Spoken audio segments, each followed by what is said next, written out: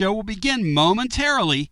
Keep it locked in right here at TonyBasilio.com and on your Tony Basilio app. And hey, do us a favor. Spread the word.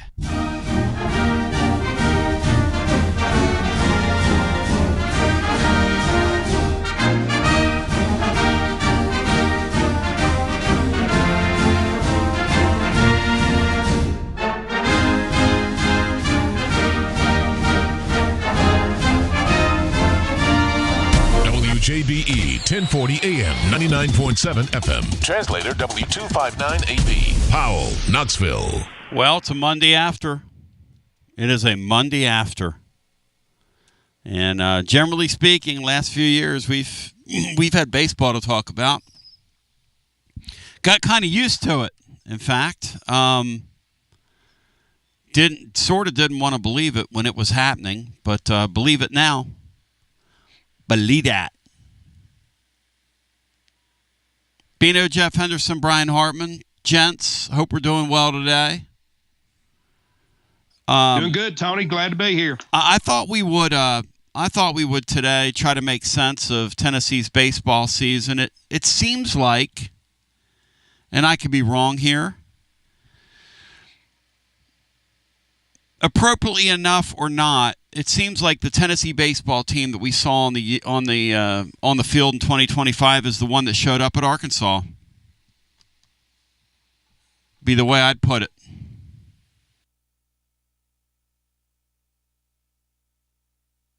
Great run. Yeah, Tony. I think. Yeah, go ahead.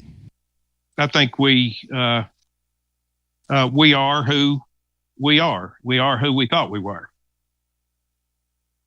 Yeah. Great run for these guys. Will Heflin, I was listening to him getting ready in here this morning. I didn't hear the whole show yesterday. The beauty of starting something is that Laura and I help him get going, and then we just let him do his thing. So people wondering if I'm out there monitoring every second of Will. No, I'm not, because I trust him. And he's going to come back next year and do it again, and we're excited, and you'll be hearing him in the summer and the fall with us because he loves college football as well, and he's got a lot to say. One thing Will Heflin said yesterday while I was in here just preparing and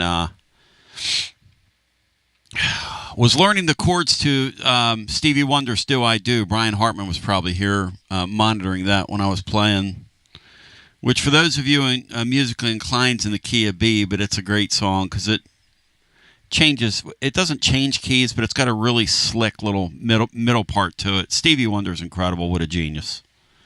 All right, so one thing that I heard Will say, though, while I was in here kind of fiddling around on my guitar and getting ready for the show, is that this team, for whatever reason, unlike past Tony teams, and Brian, I want your thoughts, and then we'll go to the phones at 865-200-5402, because this is not one of these, you're changing the deal or hiding the cheese, or listen.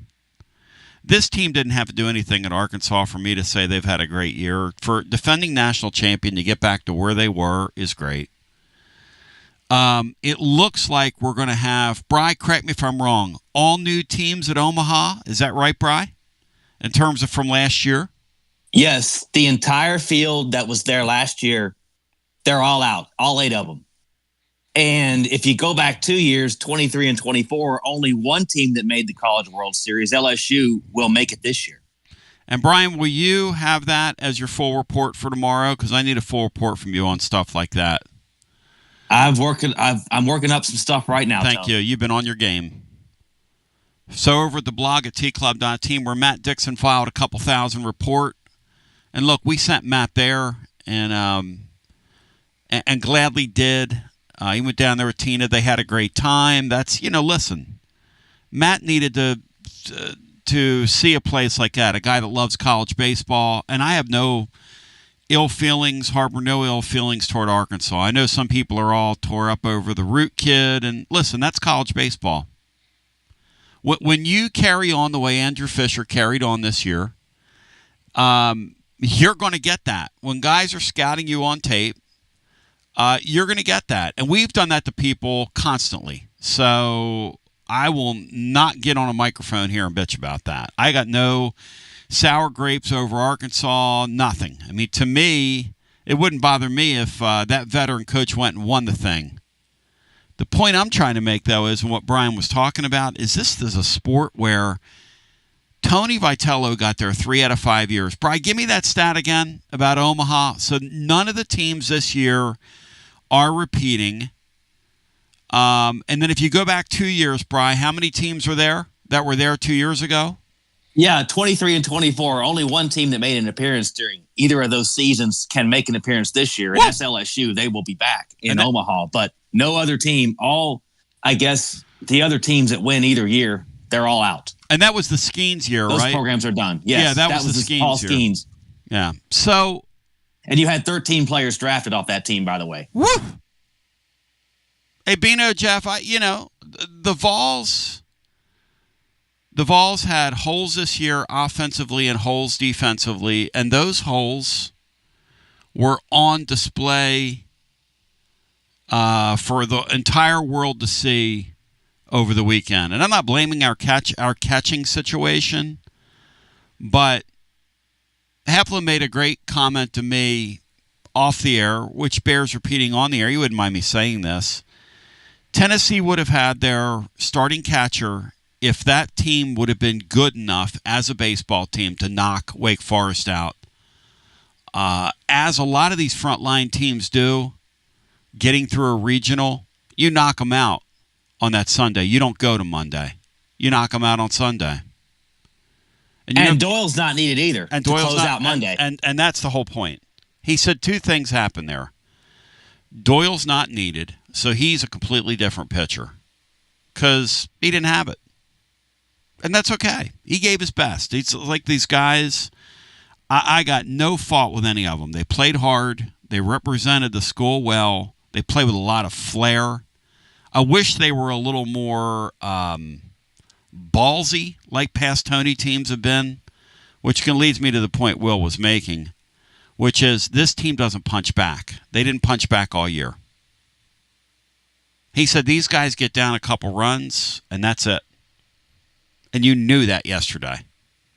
When that grand slam left that ballpark, he said past additions, middle innings, down 4 or 5 runs. Okay. Past Tony Vols teams. This group here, Bino, and I don't know whether it's the punch or the punch, but they got too much punch in their lineup to punch back.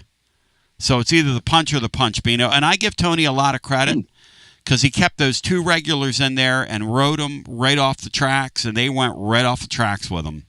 I know people want to criticize that, but that's who the guy is, man. He made no lineup changes. And the kid, Bino, that a lot of people wanted to see out there in left field, hit a home run in the 9th inning. So you can't – there's always drama around this team or always storylines, I guess. Yeah, I think a lot of the inability to punch back, Tony, is we had ability to punch back throughout the lineup over the last number of years. We did not this year. It was a team that was just much more mortal and flawed than what we've become accustomed to here. You know, a team that struggled mightily defensively, never found a third starter, and couldn't seem to find consistent firepower other than Keelan or Fisher to overcome it. So it was just a more flawed team than we're accustomed to. And I would certainly like to see Tony be a little bit less rigid lineup-wise going forward. But his loyalty to upperclassmen isn't, you know, it's not only him in that profession. Most coaches are that way to a fault. And at times it hurts you. At times it helps you when you're out on that recruiting trail and or you get in tight situations. A lot of the guys that he stuck with down through the years have come through in those situations. In this instance, these guys just didn't reward him for his loyalty. Yeah. When Abernathy is second on the team in RBIs over the weekend with only 1 at bat, that might be a problem. when your 7, 8, 9 hitters from a year ago were more productive in the tournament than your 4, 5, and 6 hitters this year. 4, 5, and 6. Well, that might be a problem. Those 4, 5, and 6 guys were. Let me think of a word here. Those guys were atrocious.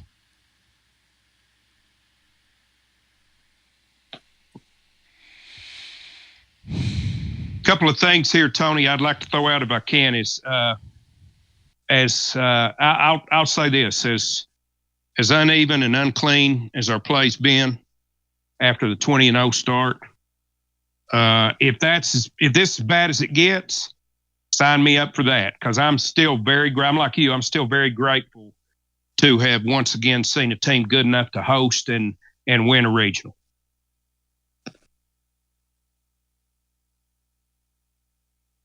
And what else? I also want to throw out just heartfelt thanks to Hunter Inslee for all he's given us over his 5 years here. I greatly appreciate what he's done here, and he's a true BFL. Yeah, I want to get him on. I'm going to invite him on. I think that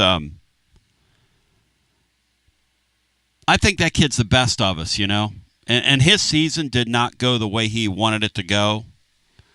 But that's that sport. You know, he and I were talking the other day at the Smokies game. I ran into him midweek. And, you know, it's a brutally, brutally tough sport. Brutally tough sport. And we wanted to believe, you know, Bino, we all wanted to believe that the magic was back after the Monday deal with Wake Forest. That team, at the end of the day, this Tennessee team, to get them to that spot is a very, very good coaching job. I know people say, well, they have all this talent. They really kind of don't. They really don't. They got some guys that you think are talented, but they've got a bunch of guys that really kind of don't. If you look at the back of their baseball card, no offense, it doesn't line up with what they look like or what you think they are. And I'm sorry I didn't do it. And that's the stuff that kind of popped up over the weekend. And, you know, if you're going to do the little things, if you're not going to do the little things, you better hit the ball. And I mean, you better hammer it. And this team just didn't have it. Tony is one hell of a coach-o. He's such a winner, Bino, that he got that group to a super regional. Which yeah, Tony, it's just good. A truly humbling sport. It is. Yep. And I do believe that we've got a guy in Tony Vitello that is just never satisfied. Yeah. I just think it burns in him. I think he's never satisfied. I don't think he's ever going to rest on anything that he's accomplished to this point. And I expect him to go out there and reload this roster in a big way. As Matt Dixon said last night on the air, you're not going to win it every year. He said, and you're not going to play in Omaha every year. Like that's just not the reality of what this is. It's a very, very, very difficult sport. Not only are you not going to play in Omaha every year, Brian Hartman just told you that nobody from last year's Omaha group, including the team that has the number one pick, supposedly, in the draft, if it's not one of those high school kids, Jamie Arnold, but at least the number one ranked player in college baseball. You talk about Choke University, the Choke at Doak. They need to move their games to Doak Campbell Stadium so we can have the Choke at Doak all over again. They screwed my parlay up Friday night, that Florida State group. I don't know if any of you saw that. They had a 3-run lead in the 9th inning. They left a relief pitcher out there for 45 pitches and didn't make one visit. I don't know what Link Jarrett's style is of coaching. Nobody comes out. Nobody visits with him. And there goes Tony's parlay right up in smoke. Because if you don't win that first game, you're not winning a super regional. Those are just the numbers.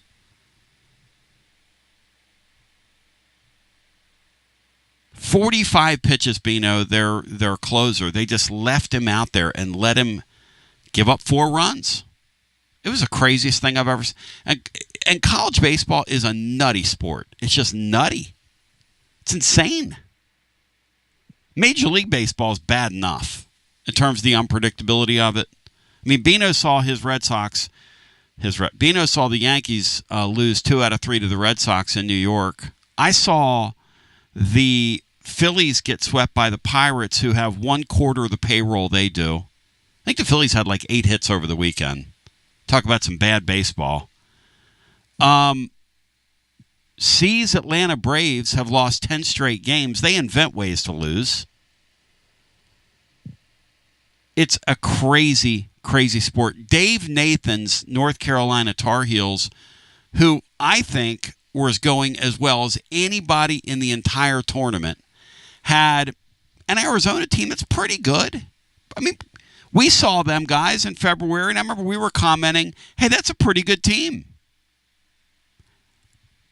They didn't look like they were going to Omaha by any stretch of the imagination. They're going to Omaha.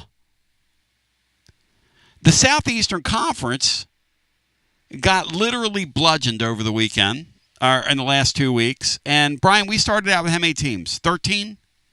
13, but usually if you can get multiple teams in Omaha, that's in the past been considered to be a pretty good showing. But I think the SEC Network folks predicted 5 teams would make it, and well, they won't get that many. Well, was Jimmy Dykes on there that close. day? Was Jimmy Dykes on there that day? Or, I mean, this is hard, and I am not. Tony Vitello last year, they held the trophy 1 year ago, plus a couple of weeks. And they paraded that thing around downtown. And you know, when you win one of those, you better savor it. Because it's not going to happen every year. And you're not going to get there every year. And I really appreciate how those kids represented this year, how hard they played. And I'll tell you something. I love the fire in that sport. I wish the umpires would have left that Root kid alone.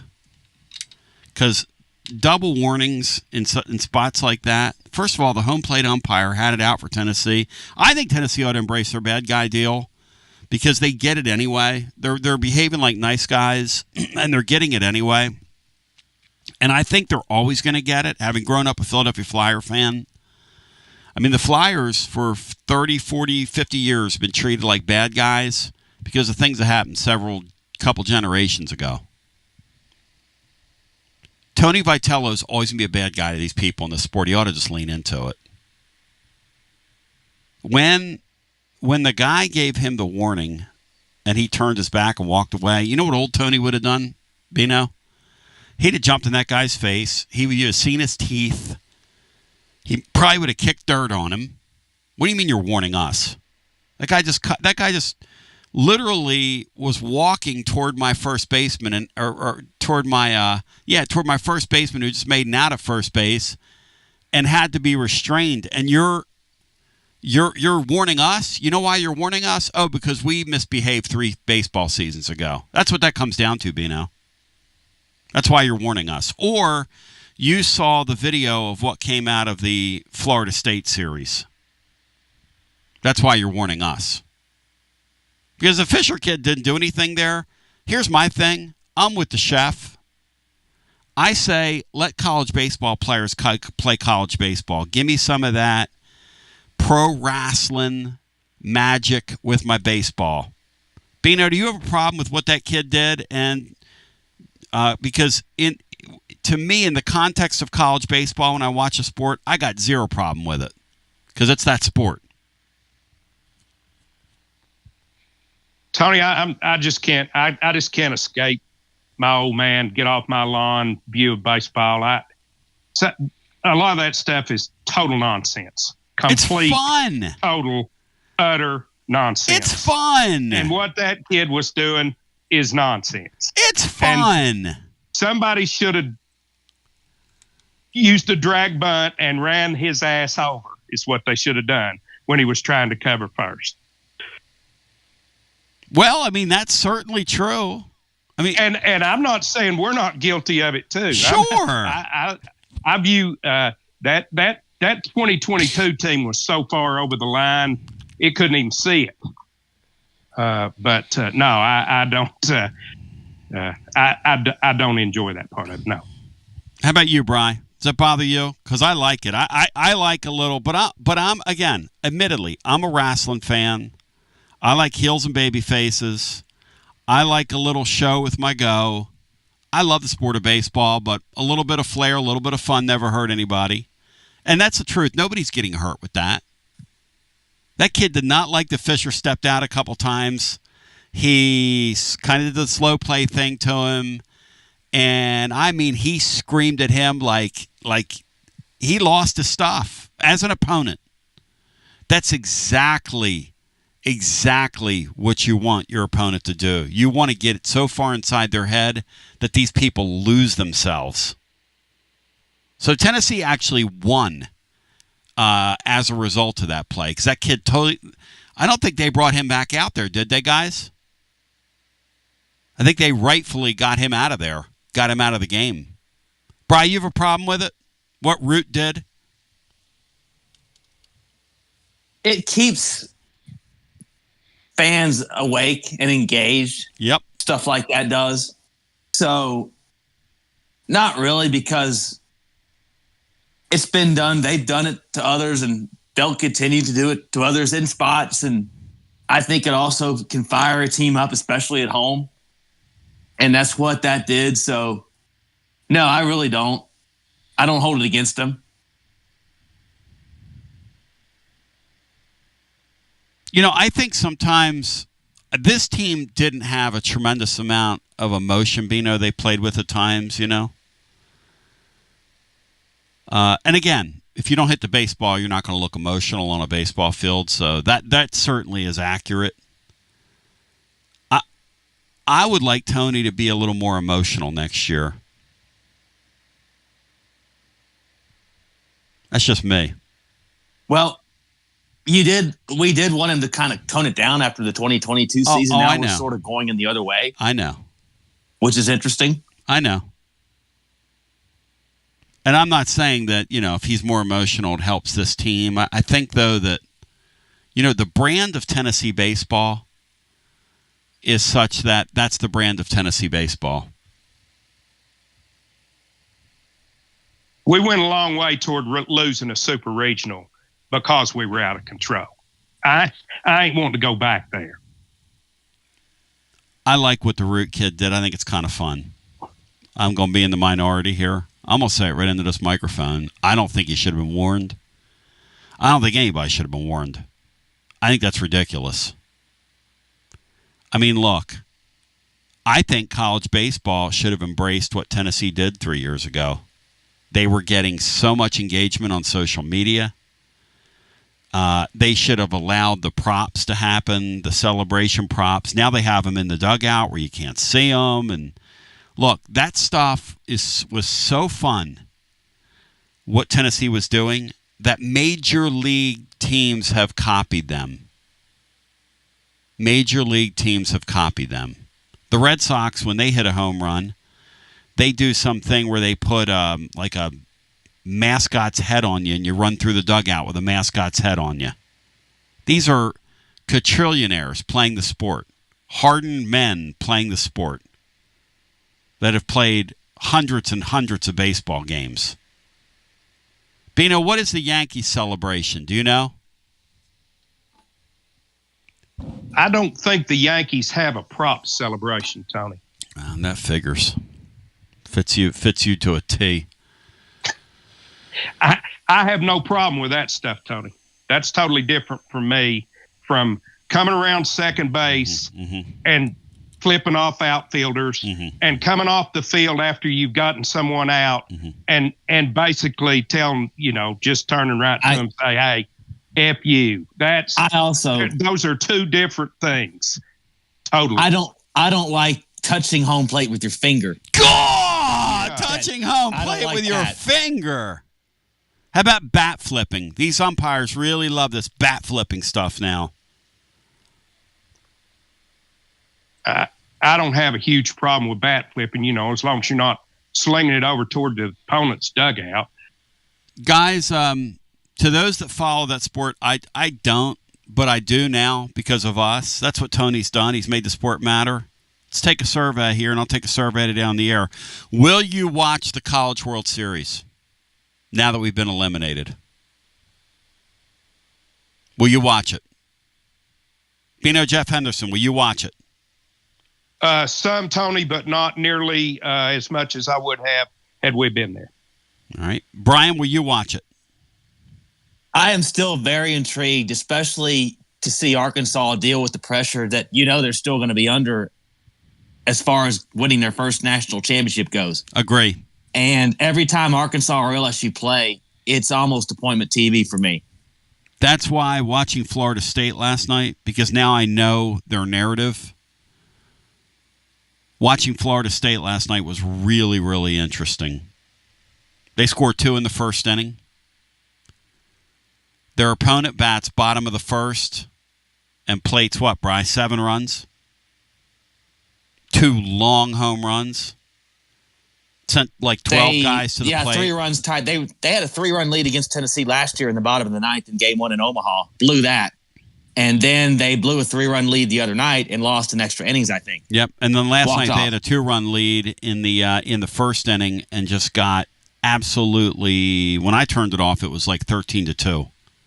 But they did score the first 2, and I think they came back and scored 10 at the end of the game to kind of make it look close. I think the final was like 14-10. Point is this, though.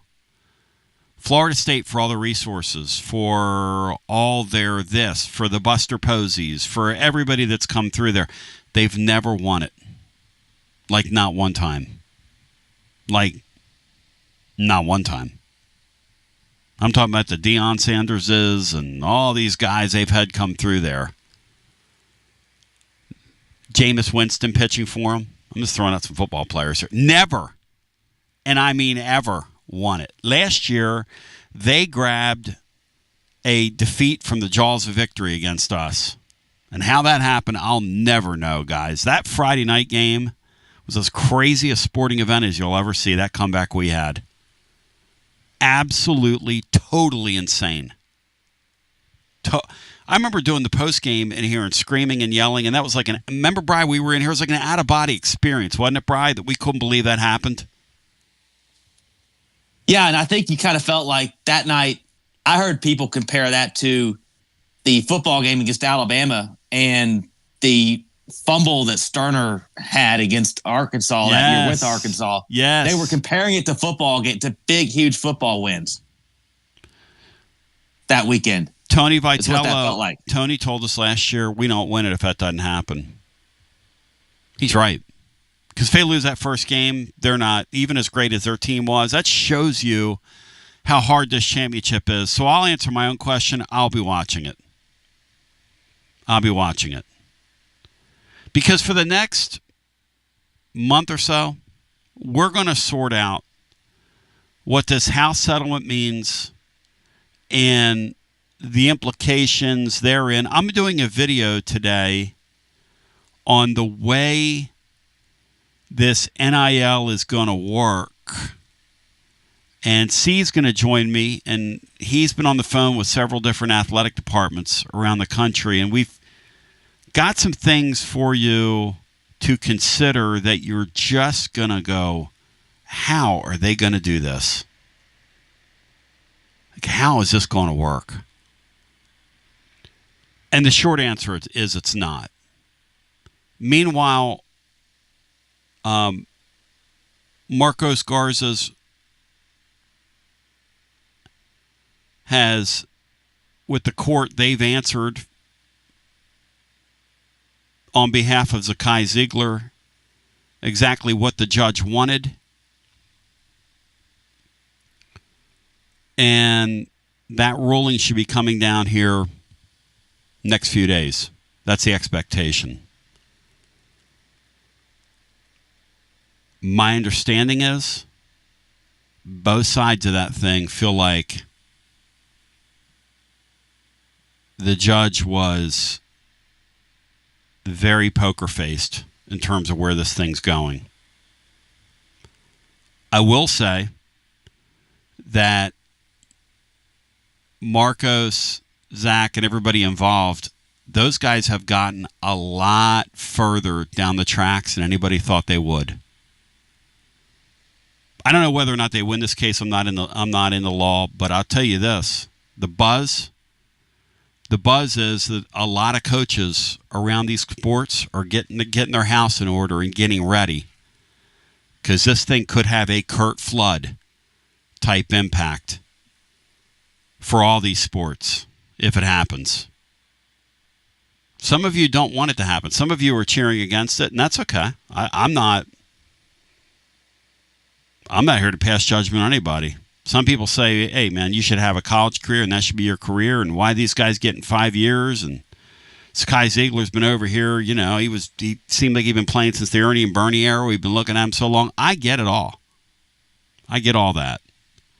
It's interesting that these guys have really pushed the NCAA to the wall. How much? The NCAA had their big honcho, head general counsel down here for that thing. Never shows up to these deals, okay? Huge deal to the NCAA, this thing. And then the other side of this, then we go to the phones, is that it's just a matter of time, and I mean a matter of time, until this House case is challenged. The minute they tell one of these, when they send the kid stuff off to a clearinghouse, and they tell one of these mega millionaire, billionaire boosters, you can't pay this kid that, and you're going to lose this kid, the kid's going to go back into the pot, you can forget about it. If you think this is a solution, you're out of your mind. This is never going to work. However, it's the law of the land for now. It's the rules they have to play by for now. So we're going to drill down on it later today, on exactly how this is going to work. And you wait till you hear some of this stuff, the ramifications of this thing. It is... no. It's why I wish we were alive for a couple more weeks, Bino, to play baseball, because anytime you're not talking about that stuff, to me, is a bonus.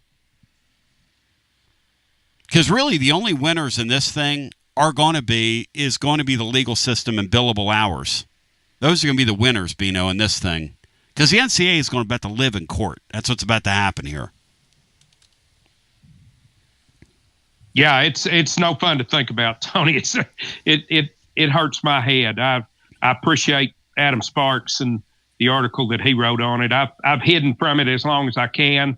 Now I need to try to understand it a little bit. Yeah, that's what we're going to do. Yep. He had a really nice article out there. To the phones we go. He also asked if Josh Heupel, well, I forget how he put it, but gaining altitude or losing altitude. That's a tremendous article too, Tony. That to quote "Coming to America," that boy good. Yeah, he good. Sparks is. He good. He good. Let's go to the phone. Yeah, that was a great article too, Tony. Yeah, I was talking to Adam this morning. He can do it now. Let's go to the TLD Logistics Hotline. Hello and welcome in. You're on the air. Hey, welcome in. You're on the air. Hello? Yeah, hi. Tony. Yeah, go right ahead. Oh, sorry. Hey, it's Zach, man, from Elizabeth. Hey, Z. How's it going? Hey. Hey, buddy. I was just calling to talk about the celebrating and yep. Just maybe like a middle ground. I'm going to be very honest. The 22 antics really turned me off to Tennessee baseball, and I hate that. I really wanted to be because this has been a very exciting thing for Tennessee fans and for our program. But I've been watching baseball since 1985 when I was 6 or 7, and I'm kind of in the boat with Bino. I think it has diminishing returns. I don't like it when the program is all about the coach. And I know you and Tony Vitello are very close, and I know he's beloved, but it can turn people off. And I mean, I know you like the antics and the wrestling aspect, but it does kind of, I mean, it makes you just an open target. And like you said, people are still crapping on us. Yep. For what we did 3 years ago. Well, I'll say this to you, Zach. I think that umpire, in that first game, there is very little doubt that he treated Tennessee differently than he treated Arkansas. He warned Phillips from the very top of the first inning. He had a different strike zone for Tennessee. He engaged with Tennessee differently. And Bino, I don't say that lightly, but that guy came into that, and he's a West Coast guy, I believe, but he's a guy we hadn't seen. He came into that thing, Bino, with a preconceived notion of who the Vols were, and kind of pigeonholed Tennessee into that, which is why you got the double warning. It's the only explanation for us to have been warned at all on that play, Tony. Because, I mean, basically Fisher had just run through the bag. He was out there. He was out there in right field. There was no way that he was engaging in any way. Plus, he was 0 for 3 to that point. What's he going to say to the pitcher? Yeah, I got you there, man. I put the ball in play. I struck out twice, but I put the ball in play there, son. I showed you. Well, can I just make one point? And this kind of, I want to rope in Bino's Yankees in this point. I'm even though I'm just 46, but I am an ultra traditionalist when it comes to baseball. I mean, like last night when the Yankees were playing the Red Sox, the ESPN was doing that stupid interview the player while the game's going on, and Jazz Chisholm was doing an interview when a ball got hit to him. And I mean, I don't know if you saw the play, Bino. Do you know what I'm talking about? And he's in the interview. And I mean, I just think baseball, because of the history of the sport and the kind of almost like golf like rule, all the unwritten rules, it can verge on, it's based in so much tradition and just kind of stiff collar type of mentality that a little bit of looseness is fun, and I know that managers need to fire up their players sometimes. Like, I mean, the Braves are going through a horrible run right now, and I'd love to see some fire in the clubhouse, but I'd like to see a happy medium. I think the Vols found it last year when they won the Natty. I think there was a little bit less of the wrestling aspect, but I mean, it is a thing, and you can border on silliness, and I don't want baseball to get into that level. So let me ask you something. I'm going to go back to something you said. So you believe, to you now, this is all subjective, right? Yes. So you think the Tony Vitello stuff is kind of over the top for you, and it's sort of a turnoff? It was, yes, right. I mean, I'll be honest. When did that cross the Rubicon? When did that whole thing cross the Rubicon for you? Well, just like everyone else has said, the 22 and 23, right when I was becoming aware that there was a real burgeoning product down there, I just looked at it and I thought, man, it kind of had me rooting against my own alma mater, which, I mean, I never thought I would. Pretty interesting. Ever do that. I respect you saying that. But I appreciate the passion. I just think that there's a fine line, and I think that this team was a little flat this year, possibly. I mean, they kind of remind me of I hate to keep going back and forth between major leagues and college because they're so different, but they kind of remind me of this year's Braves. Like, that it's like the Braves lose all these close games where they're losing all these one-run games. It's crazy. A three run, 3 runs is a death sentence. It's crazy. It's crazy. And there's no fire, and a little bit is needed. But regardless of all that, and I'd love to hear what Bino has to say about the Chisholm thing last night. I know everybody says, like, well, he couldn't have made that throw, but that just shows you how just goofy ESPN has gotten. But I was pulling for the Vols this year, and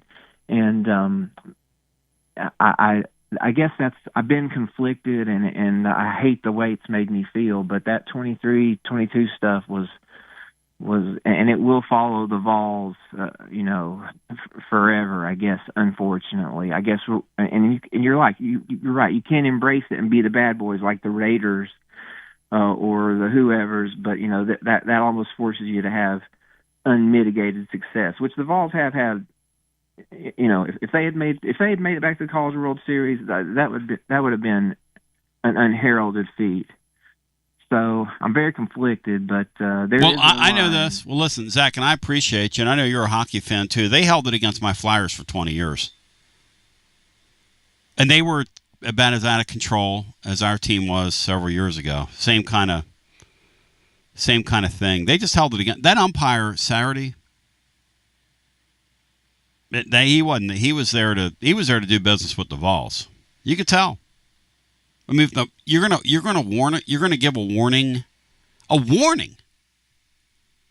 right off the bat to the pitcher. I mean, a warning, like not hey, like they do that thing where you'll see them and they'll point to their eyes and they're like, hey, engage. A warning, like whoa. That's one. I got my book out here. I got you in the book of liars over here. I mean, that's one for you.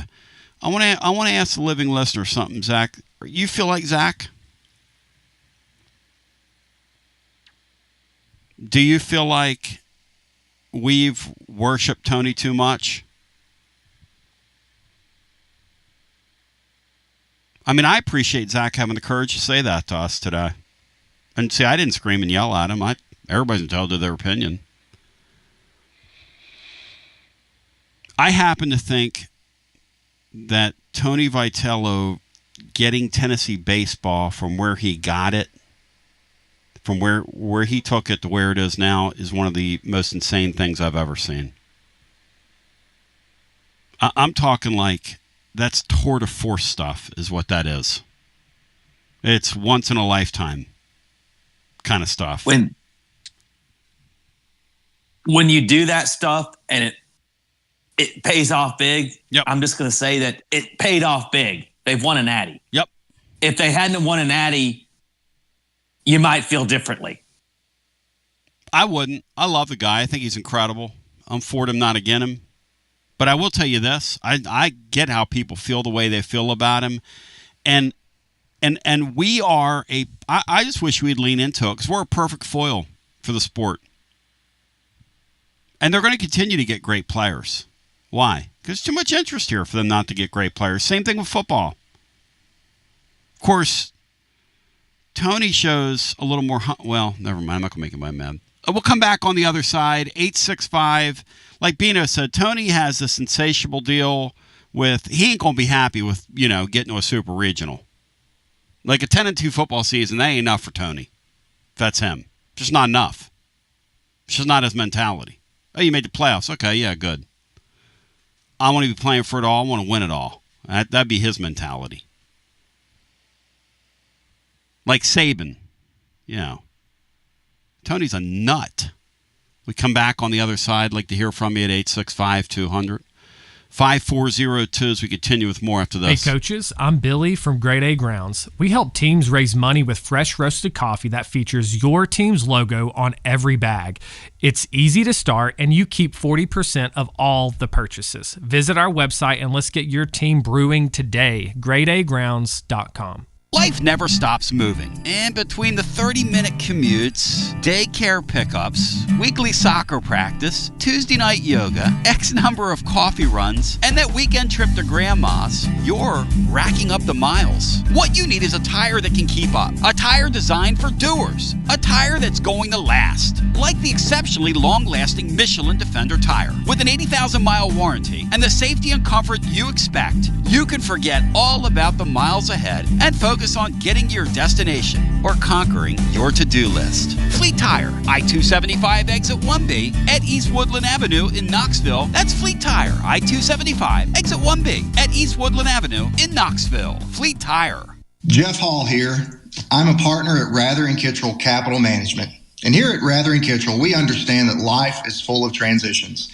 Since 2000, our team of dedicated certified financial planners has been helping individuals, families, and businesses navigate these changes with confidence. From comprehensive wealth management to tailored retirement plans, we're committed to guiding you toward a secure financial future. Ready to take the next step? Visit rkcapital.com or call us at 865-218-8400 to start your journey today.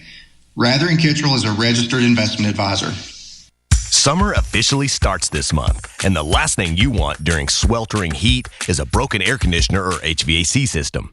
That means it's more important than ever to keep you and your family comfortable and safe before extreme Tennessee temperatures arrive. Don't ignore the warning signs that your AC is struggling or nearing the end of its lifespan. And if you need emergency HVAC repairs, routine preventative maintenance, or want to invest in a new system, then call the trusted HVAC experts at Pipe Wrench Plumbing, Heating, and Cooling. This month, get up to a $1,000 discount when you buy and install a new air conditioner or HVAC system. We make it easy with free on-site estimates for replacements and free second opinions on repairs. And if budgets are tight, we offer flexible payment plans including 0% financing with credit approval.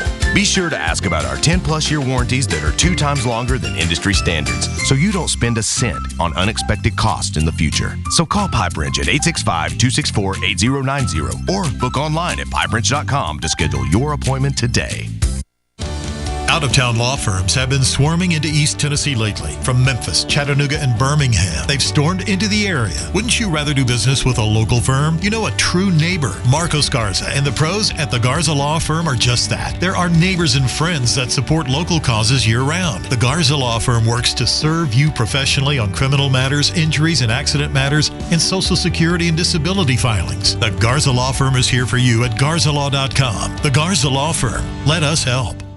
Are you stuck in a dead-end job or ready for a new challenge? Do you feel like it's time to try a new career? Well, it's time to change lanes with TLD Logistics. My friends at TLD Logistics have some really exciting opportunities for you to learn a new skill. With a new 5-acre driving academy that's now under new leadership with all new course material. And the best part, it's absolutely free. What a great deal to set you on the road to higher pay.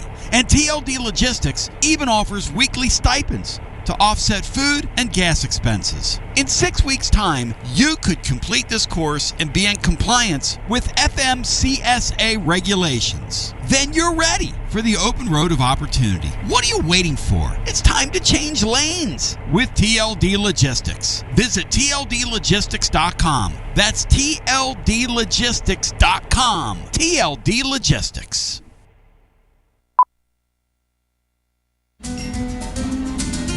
A lime is not always just a lime. You see, some limes are lucky. For when a lime joins the salted rim of a crisp, refreshing Tres Dos Equis, that lime is no longer a mere lime, but a wedge of renowned Mexican limón. Muchas gracias, limón. And also, de nada. Enjoy Dos Equis responsibly. Copyright 2024 Dos Equis, imported by Cervezas Mexicanas, White Plains, New York. Hi there, Basilio crew. Jennifer Morris here with Keller Williams Realty.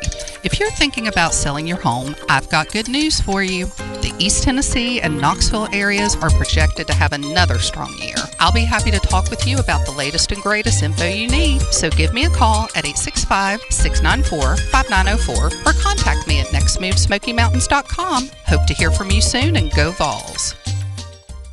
Josh Collins at Collins Insurance Agency. At Collins Insurance, we strive to ensure our customers receive better coverage along with bigger savings.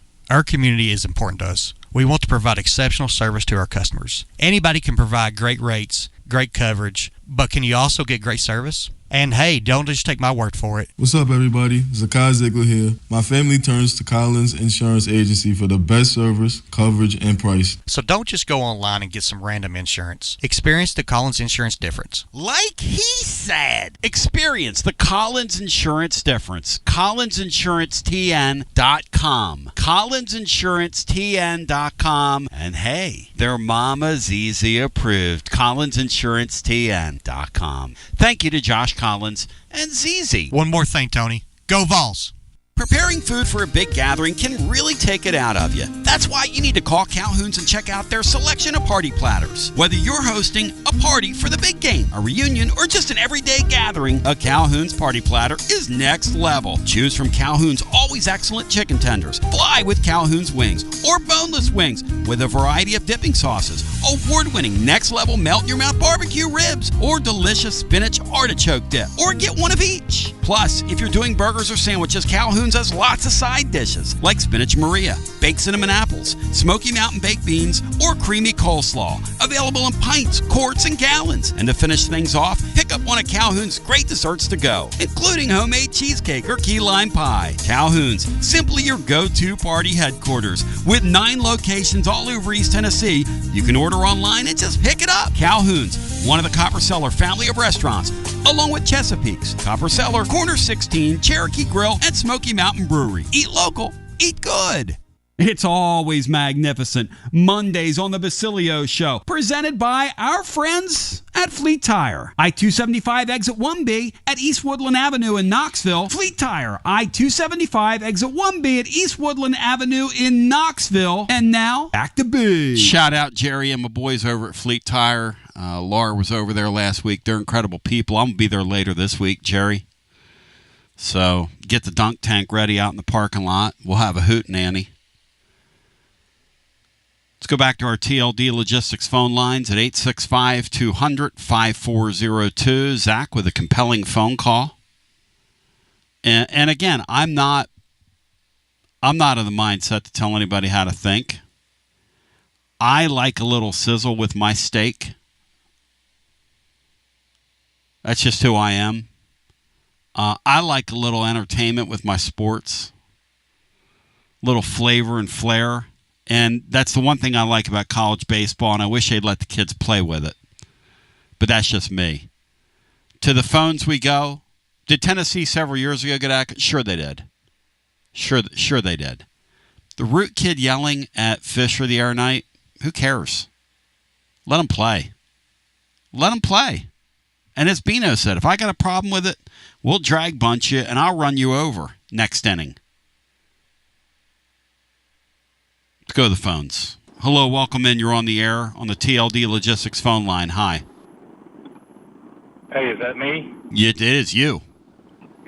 Hey, this is Michael from Arkansas. I was born and raised in Knoxville, Maryville, but the last 16 years, unfortunately, I've lived in Arkansas. Nice. And I've got to go to Tennessee versus Arkansas football and basketball games, but had never been to a baseball game.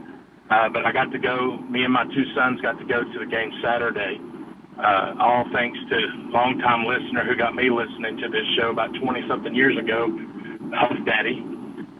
But give him a shout-out for hooking us up with tickets. But I just wanted to tell two things that happened at the game. I just kind of wanted to mention. I'm not trying to be a conspiracy theorist, but during the game I was texted by a friend of mine that the guy behind the plate was a guy from his church that I had met before. And when I met him, when I found out he was an umpire, I told him I was a Tennessee fan. He kind of gave me a look and basically said he didn't like the antics of our coach and our team. And I said, well, I get that, but I love it because he's my coach and my team. So, but I told my buddy when he texted me, I said, well, tell him he's horrible at umpiring. Wait a second here. Wait a second. So the home plate umpire in the first game went to church with a friend of yours, or goes to church with a friend of yours? Yes. Wow. And I'm not trying to say that's the reason why he was so horrible, because I felt like he called horrible both ways. If I'm not mistaken, he was also the umpire last weekend for the Oregon game that made all those horrible calls. So I don't think he had it out for Tony and the balls. I just think he's not a very good umpire. So very, very interesting. I think the guy, and you were at the game. To me, it looked like that guy from the first minute of the game was like, I'm going to show these guys I'm in charge over here. Yeah, probably so. I mean, I feel like a lot of umpires do that. They kind of want to make it about them. But they want the attention. That's what actually, Dean Curley's mom sat behind me at the game. I got to talk to her and interact with her. And I looked back one time. She said, whenever Phillips didn't acknowledge the batter, she said, what was that all about? And I looked back and I said, oh, he's just wanting some attention. The umpire is.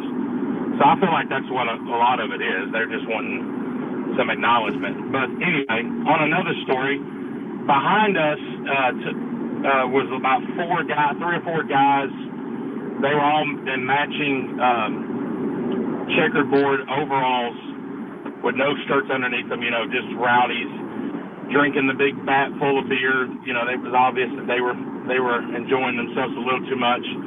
But anyway, I was watching, because I was right where the dugout was, and I was watching Doyle, and he would look back every so often and kind of smile at those guys and interact with them, which I thought was weird, because none of the other players were doing that with anybody in the crowd.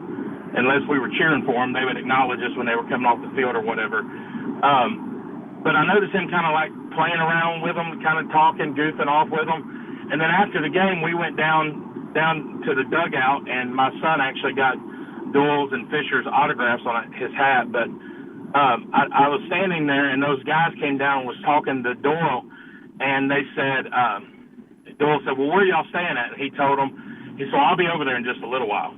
And so when Doyle went in the dugout, I looked at those guys and I said, guys, please do not keep him up late tonight. We really need him big time tomorrow. And so I'm not a conspiracy theorist, and I'm not saying that that's why Doyle wasn't his sharpest, that he was up late doing whatever the night before.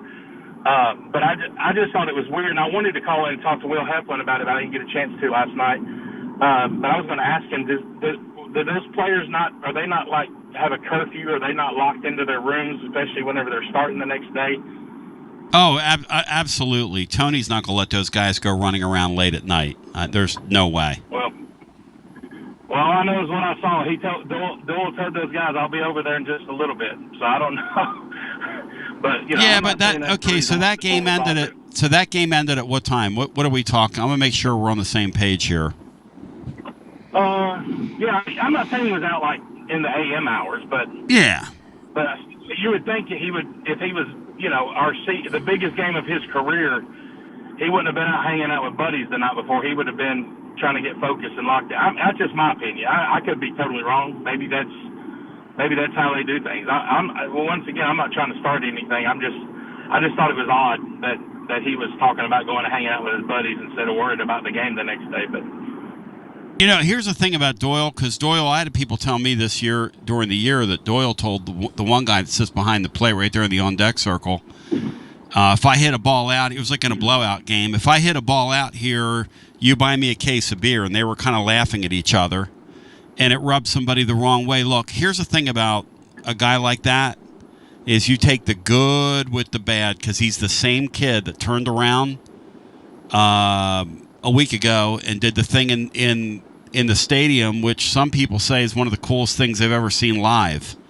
So the guy plays the game in a relaxed manner, and as far as I'm concerned, everything I hear about him is he's been a great teammate. He put in the work. He got on base in every game, man. So, except for, I guess, yesterday. Is that right? Did he end the streak yesterday, or am I imagining? You're talking about Fisher. I was talking Fisher. about Doyle. He walked in the first. You're talking about Doyle. I'm sorry. So you're talking about Doyle as he was getting ready to pitch the next day? Yeah, I even that's interesting. Don't keep him out late tonight. I'm sorry. He's right, and tomorrow. Brian, Bino, do you have a problem? I'm sorry. I thought you were talking about Fisher. Bino, do you have a problem with what this gentleman's saying? Because we don't have no idea whether or not he met his friends or not. It would surprise me if he was out with those guys night before a start. I do not, Tony. Everyone prepares for a big event different. Everyone is not. Some people need to go and be by themselves and have rest. I played with guys that the less rest they got, the better they were. So it's just individuals. No, I have no problem. Yeah, I don't think there's any way that he wouldn't be as prepared as he could possibly be for a start. Now that we're talking about Doyle, I'll give you this thought, okay? Any kid that says that is as high a draft choice as he is, that goes to a coach and says, I want the baseball Monday night. I want to close that game. If that game's close, I want that baseball. I've got zero problem with him if he stayed out till 5 o'clock in the morning. I'm going to say that on the record right now. Now that we're talking about Doyle. Yeah. I'm talking about 5 a.m. I'm talking about the guy got 3 hours sleep. Yeah. I got zero problem with him. Yeah. I just thought it was odd. I just figured they would keep them kind of locked down whenever they're playing games like that. I wasn't trying to start anything. I'm sure they do, though. I'm sure they do. Yeah. But listen, I appreciate the call. Let me check on that. For some reason, I thought you were talking about Fisher, because Fisher's just kind of happy-go-lucky, and he is going to talk to people during games. You know, he is going to have fun with people during games. So, which I love about him. Some people don't. I like guys to be themselves. Let me get a quick legal in here, and then we'll get some more calls in. But great talking to you in Arkansas, and I'm glad you got a chance to see the Vols up close and personal over the weekend, even though the result isn't what we wanted. WJBE 1040 AM 99.7 FM. Translator W259AB. Powell, Knoxville. So we keep it live and local and legal with you on a June day where Tennessee's been eliminated, all lines are jammed, and we'll go back to our phones. Here, I just assumed he was talking about the Fisher kid, because if anybody's going to sit there and engage with people during a game, it's Fisher and have fun with them, and, hey, I'll see you tonight. Tony, Liam Doyle is a left-handed pitcher, which means he ain't all there. And you can tell by looking at him he's not all there, Bino. So I'm not worried about him. He'll be there when you need him to be there, regardless of how much sleep he's had. And that's what that's my thing about that. Like, my thing. He's not always going to be great, but he's always going to give you whatever he's got to give you. And the fact that he had to pitch Monday could not have helped him on Saturday. So, and he wasn't sharp yesterday, and that's all right. Or Sunday, rather. It is what it is. He hadn't been sharp any the 3 times he's thrown down there, Tony. Back to the phones we go. And that might be another thing. Maybe that place disagrees with him, which is another curious. That team disagrees with him. Which is another curious thing about that sport. Maybe they've got, it was said earlier during his skid, and those were one of the games. Maybe he's tipping. Who knows? Maybe they have the book on him. Hello and welcome in. You're on the air. TLD Logistics Hotline. Hi. Hey, Tony. It's David Ackworth. Hey, Dave. Welcome in. Hey, Bino. Hey, Dave. Hey, it was funny. I'm going to piggyback a little bit on it, although I'll say 2 things about Doyle. One, my understanding is Arkansas hits lefties very well, and have hit them very well all year long. So that may be a situation of just, better hitting, taking on, that's a team that was really kind of built to play against him this year. And, that just happens. Some teams hit righties better than lefties. Other teams hit lefties better than righties. So I think that may be part of it. But, I noticed one thing after the first inning. They showed Doyle in the dugout. He looked pretty gassed after inning 1. I mean, he was, they had the towel on him. He looked really hot. They were talking about he was over with the trainer after the first inning. The trainer was cooling him off. He certainly didn't have that fire in him that, coming off the mound after the first inning, which, okay, maybe he's just, he's being a little bit more chill early. But I wonder if he was 100% feeling. Not that saying he's out for his buddies or anything, but I thought that was kind of odd how he looked. He seemed to look uncomfortable in the dugout, like he was just not 100%. But that could be just, reading into something. I don't know. Did y'all notice that after the first inning? He was over with the towel. Bino, did you notice it, or Bri? The only thing that I noticed, Dave, was he was much slower than he generally is. I don't know if that was by design or if that had something to do with his lack of comfort that day. Obviously, he didn't have command like we're accustomed to seeing him, but the pace was really slow for him. Yeah, and I was wondering, I think I read somewhere where somebody was saying that they thought maybe that was a response to him possibly tipping pitches, that he was giving a little bit different delivery. Interesting. Or different something. So Interesting. I don't know if that's true. I'd like to say I have no idea if that was by design or if that was something that just occurred based on how he felt. I don't know. I'll give you a thought. The last couple times he was there, it was said about him that he was sort of rushing because he's such an adrenaline junkie. Yeah. And I think, and we saw that Monday night, that adrenaline junkie side of him. I think my belief when you talk about that, Dave, is, and this is just a shot in the dark here, but seems like it's plausible. Hey, I'm just going to slow the game down here. Today you're just going to slow down a touch. And he had that was his worst start all year down there a couple of weeks ago. He got lit up. It wouldn't surprise me at all if he took a different approach. And this obviously wasn't one of his sharp starts, but it wasn't the one that he had before. I just talked much better than that. I just talked to somebody familiar with the situation in terms of curfew when they're on the road, and they do have a curfew. 11:30 or midnight, depending on where they are and what it is. That's the first thing. The second thing is some guys don't even get that latitude if they haven't proven that they're trustworthy. But for the most part, they allow the guys to have a little freedom after games to hang out with family, etc., friends, etc., that made the trip. So what that gentleman described from Arkansas would be right in line with what goes on. They allow these guys to have some time. They treat them like adults, because I was just told they expect them to work very, very, very hard.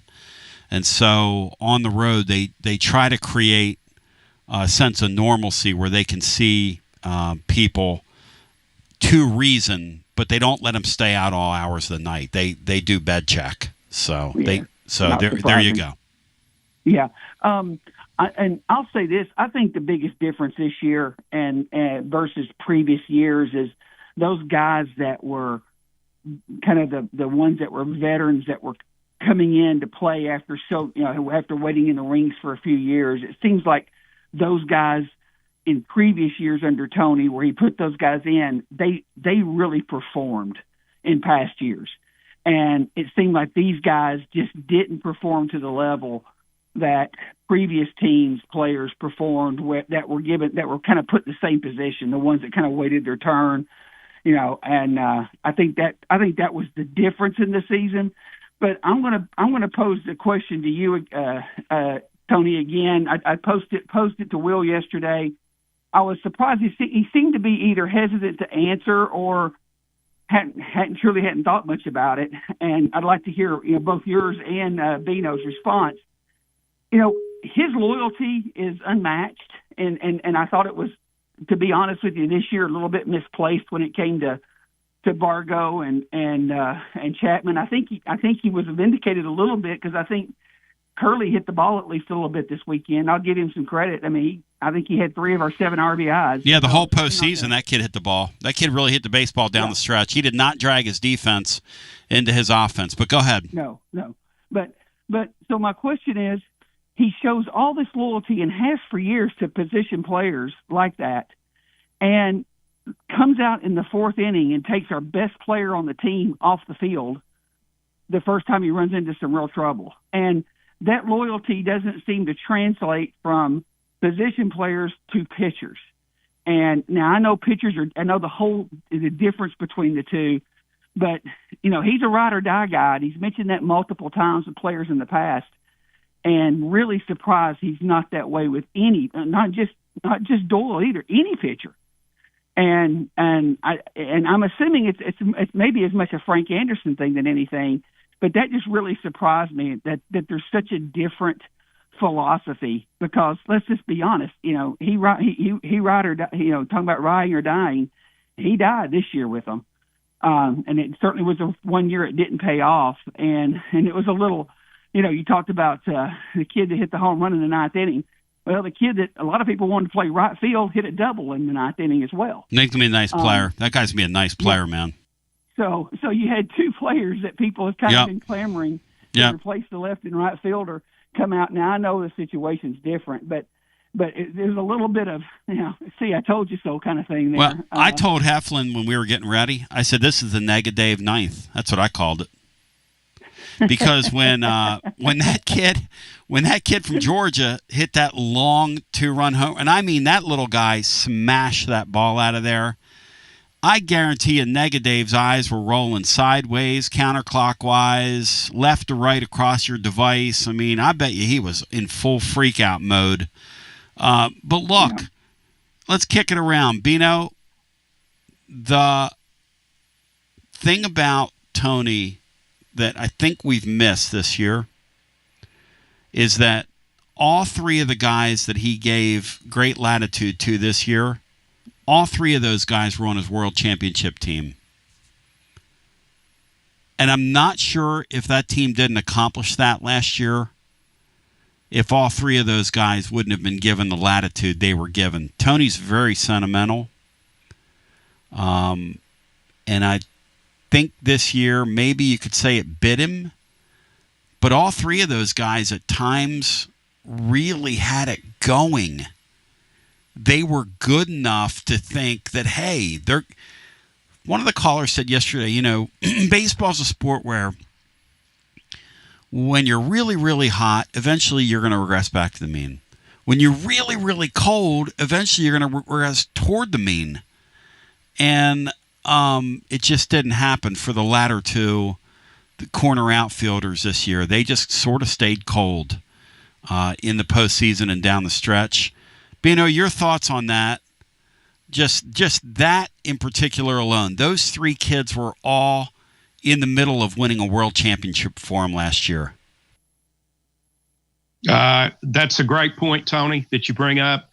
I'm not sure they thought they had great options other than the guys that they used. But it feels like a fool's errand at times for me, to question what a guy like Tony Vitello, the decisions he makes as successful as he's been.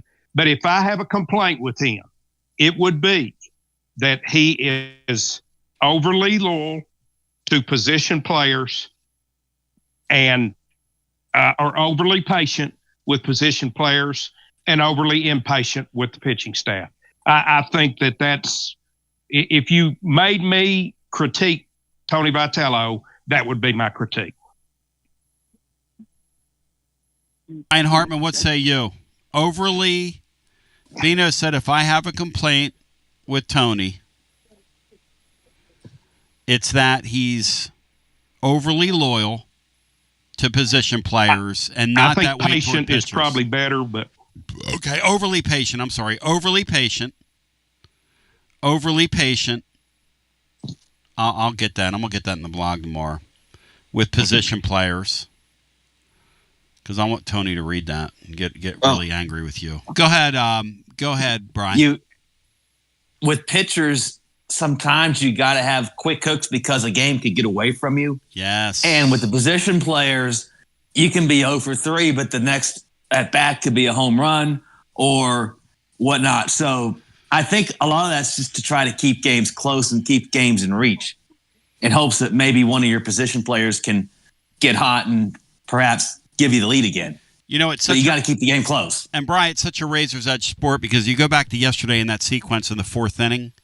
If he brings Krenzel in, and I'm not going to relitigate this, but if the catcher catches the baseball there, okay, that's a big play in that inning.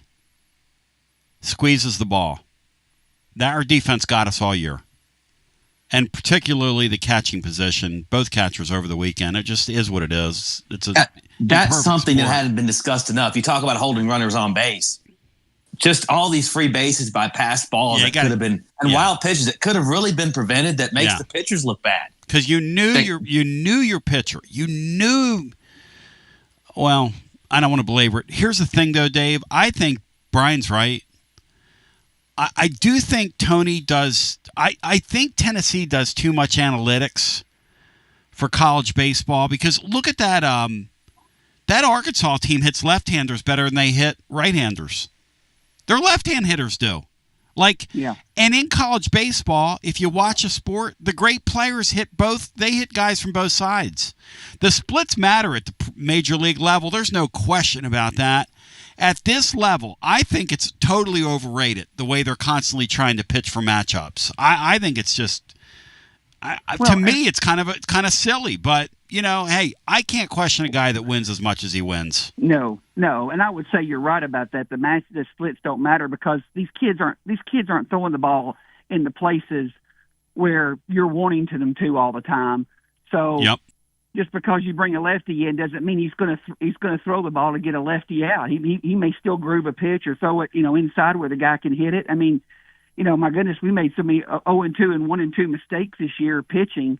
I've never seen anything like it. I've never seen as many hits on 0-2 by opposing teams in my life as I did this year. It was kind of crazy. No doubt. That and walking the 9-hole hitter. Those were two things we did so consistently this year.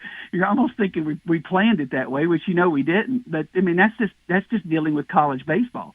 You can't treat it like pros. I thought Evan Russell made a great point on when he called in last week, talking about the difference between college baseball and the major leagues, talking about Chipper Jones' comments, how these two sports are really different when it comes to the attitudes and the things like that. Because what did he say? As soon as he got into the organization, I forgot what organization he went into. He said it was a business. And there was no emotion in that game. Mm-hmm. It was strict business. Mm-hmm. That doesn't exist in Major League Baseball. Period. So even in professional ball, like the other night, a friend of mine sent me a clip of Drew Gilbert hit a grand slam for the Syracuse team in AAA, and Drew Gilbert's knocking on the door to get called up, and he rounds the bases, shows zero. I'm talking zero emotion.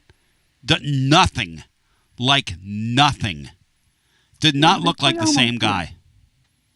Yeah, they play almost a third of the games at the major league level does. So every game is so important. You're playing 30 conference games. Yep. And at the major league level, every game basically counts. Yep. And so to equate the two in just about any shape or scenario is not really it's not really fair at all. Hey, I want to leave with one thing, just a quick comment, because I've seen so many people comment about it. I know the Savannah Bananas aren't everybody's thing, and I'm not saying it's mine either. I don't understand the hate. Maybe this, you can weigh in on this.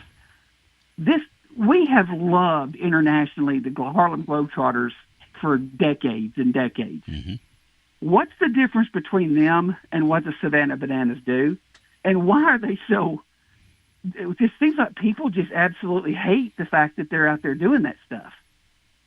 Thank you, my man. Great talking to you. Buddy. Thank you. Bino, Savannah Bananas draw if you're not familiar with them, they are the Harlem Globetrotter kind of thing of baseball. Extremely, my son read a book about them. It's extremely interesting what they've done. They've created when I was in Tampa to see the Phillies, they were in the adjacent stadium over there the next day. They put, I want to say, Bino, 70,000 people in Tampa's football stadium. The Bananas did the next day. They are huge. Huge. Why do you think they draw the reaction they draw from people, Beanstar? Tony, I think that anything new that all of a sudden gets extremely popular is always just going to draw critics, period. There seem to be a whole lot more people that like them than dislike them, obviously, from the way that they draw. And, I think it's, and I'm part of the stodgy old baseball crew, but I I think some people can't separate just pure entertainment from the game of baseball. Do they bother you, Bino? No, not in the least. Not in the least. Brian, I don't think it's anything I would run out and pay big money to see, but not bothered by it at all. The Spence kid that played at Tennessee's on one of their teams.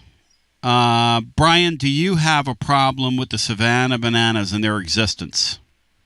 Like some people I saw do. where their game was on one of the ESPN platforms, regular TV over the weekend. I think it was Saturday night. And the Oregon State-Florida State game 2 was supposed to start at 9. Well, the Oregon State-Florida State game was treated like a second-class citizen because the Savannah Bananas had to wrap up their exhibition, whatever they're doing. And a lot of folks said, a lot of college baseball fans said, college baseball deserves better treatment than that, than to play second fiddle to the Savannah Bananas. And I think they might be right. But I have the Savannah Bananas personally don't really bother me. 865-200-5402. Both two things can be true at the same time. I think Brian said that accurately. I think what they do is kind of cool and kind of fun. And if you can introduce young kids to the sport of baseball, what's the problem with that? Or get them thinking about baseball. And what's the problem with that? That's just me. I mean, what do I know? But let's go back to the phones. 865-200-5402. Thank you to Dave for the call. Hi, welcome in. You're on the air. What's up, Basilio? Bino? There he is. What's up, Josh? How you doing, Josh. man? What's going on? Hey, hats off to Tony Voss and Frank Anderson on another pretty good season, Tony. Can't ask for much more than 5 super regionals in a row. I mean, hell far. Don't get much better than that. As far as embracing the rowdy side or the more genteel side, you can probably guess which one I'm on. But you're with me. I guarantee you stand with me. You know why? Because you got a pulse. Unlike Beanstar. No offense to him. What's wrong is we've let this stupid bunch that controls college athletics. And really the only thing they're good at is counting money. Yep. And they're just a buzzkill, basically on everything they touch, and destroy everything. But college baseball right now, truthfully, is a better product than Major League Baseball. Spoken like a true Braves fan. Yeah, that's true, Tony. I mean, but Major League Baseball is a damn marathon, and 3 or 4 teams have all the damn canyons, Tony. You can't expect us to compete. He's right. I mean, my God. He's right. How about the Phillies? The Phillies have the 3rd highest payroll, okay? They got swept by Pittsburgh over the weekend, and I'm over there laughing. I think it's comical. Means nothing. Serves them right. Means nothing. Means nothing. I think college baseball should embrace the rowdy side. They should embrace technology. I go to a minor league games, double, triple A games. They're a lot more entertaining than a major league game. I'll be honest with you. Why? Why? You got the batter can challenge. He has a challenge. He can bat. Yep. He can ball the strike calls. Yep. These college umpires have no accountability. None. Chris Burke is a believer in the challenge system. He thinks it's silly that it's not in college baseball since you have to me, it. They ought to even go further, Tony. I don't care if they get rid of the college umpires. They should embrace the differences between the two games because, truthfully, college baseball is a sprint. It's 100 meters. And Major League Baseball's a marathon. It's completely different. Totally different. And that damn team that, Zach was complaining about, that's the reason they're adding on to that place over there, Tony. Well, yeah, but you know what? Zach is entitled to his opinion, but you are right. That is why they added on. Bino, that the ethos of that team, and Josh is right, Bino. The ethos of that team and what they did, the very essence of that team, is so East Tennessee, Bino. We loved it so much. That's why I call anybody out that wants to go after that Arkansas pitcher for what he did the other day. Nuh-uh. If that was your guy, you would love every minute of that. Do not bring that at me today. Do not. But, Bino, that is kind of who we are. We're a wrestling crowd, man. We love that stuff. It's the truth. Oh, yeah. Well, you better never bring the robo umpires in here, Tony, because then we'll just start fighting each other in stands.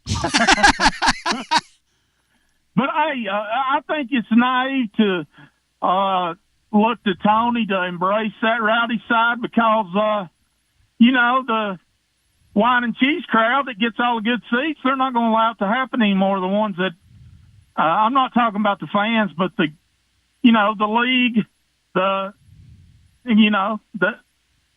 college baseball. He can't. They made it impossible. I mean, they're not going to allow it to happen.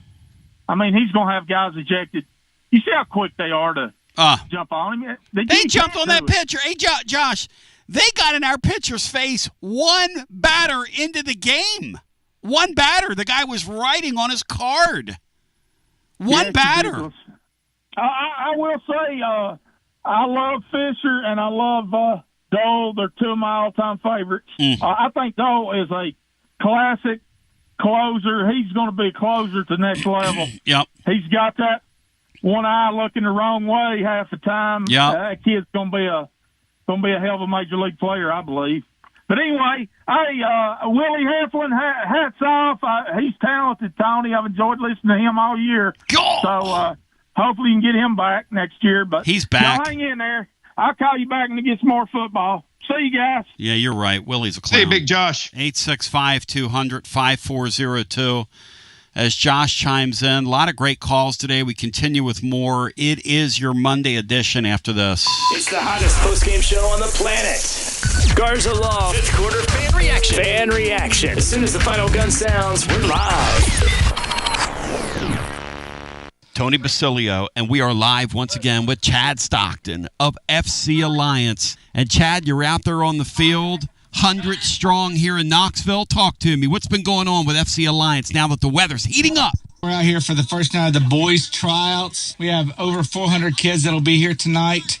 So a lot of exciting times right now for us. Our club team started at U9 and we go all the way through U19. We have over 1,000 kids that come from Chattanooga from the Tri-Cities that make all our teams and make this club what it is today. So we're excited about it. We finished the younger kids a couple of weeks ago. We just finished the girls last night, and now we're on to our older boys program as we speak right now. And we're blowing and going in the Tri-Cities. Tell me about it. We started FC Alliance North 1 year ago, and coming off the first year, we are the largest, most competitive club up in the Tri-Cities area. We just finished our tryouts last night.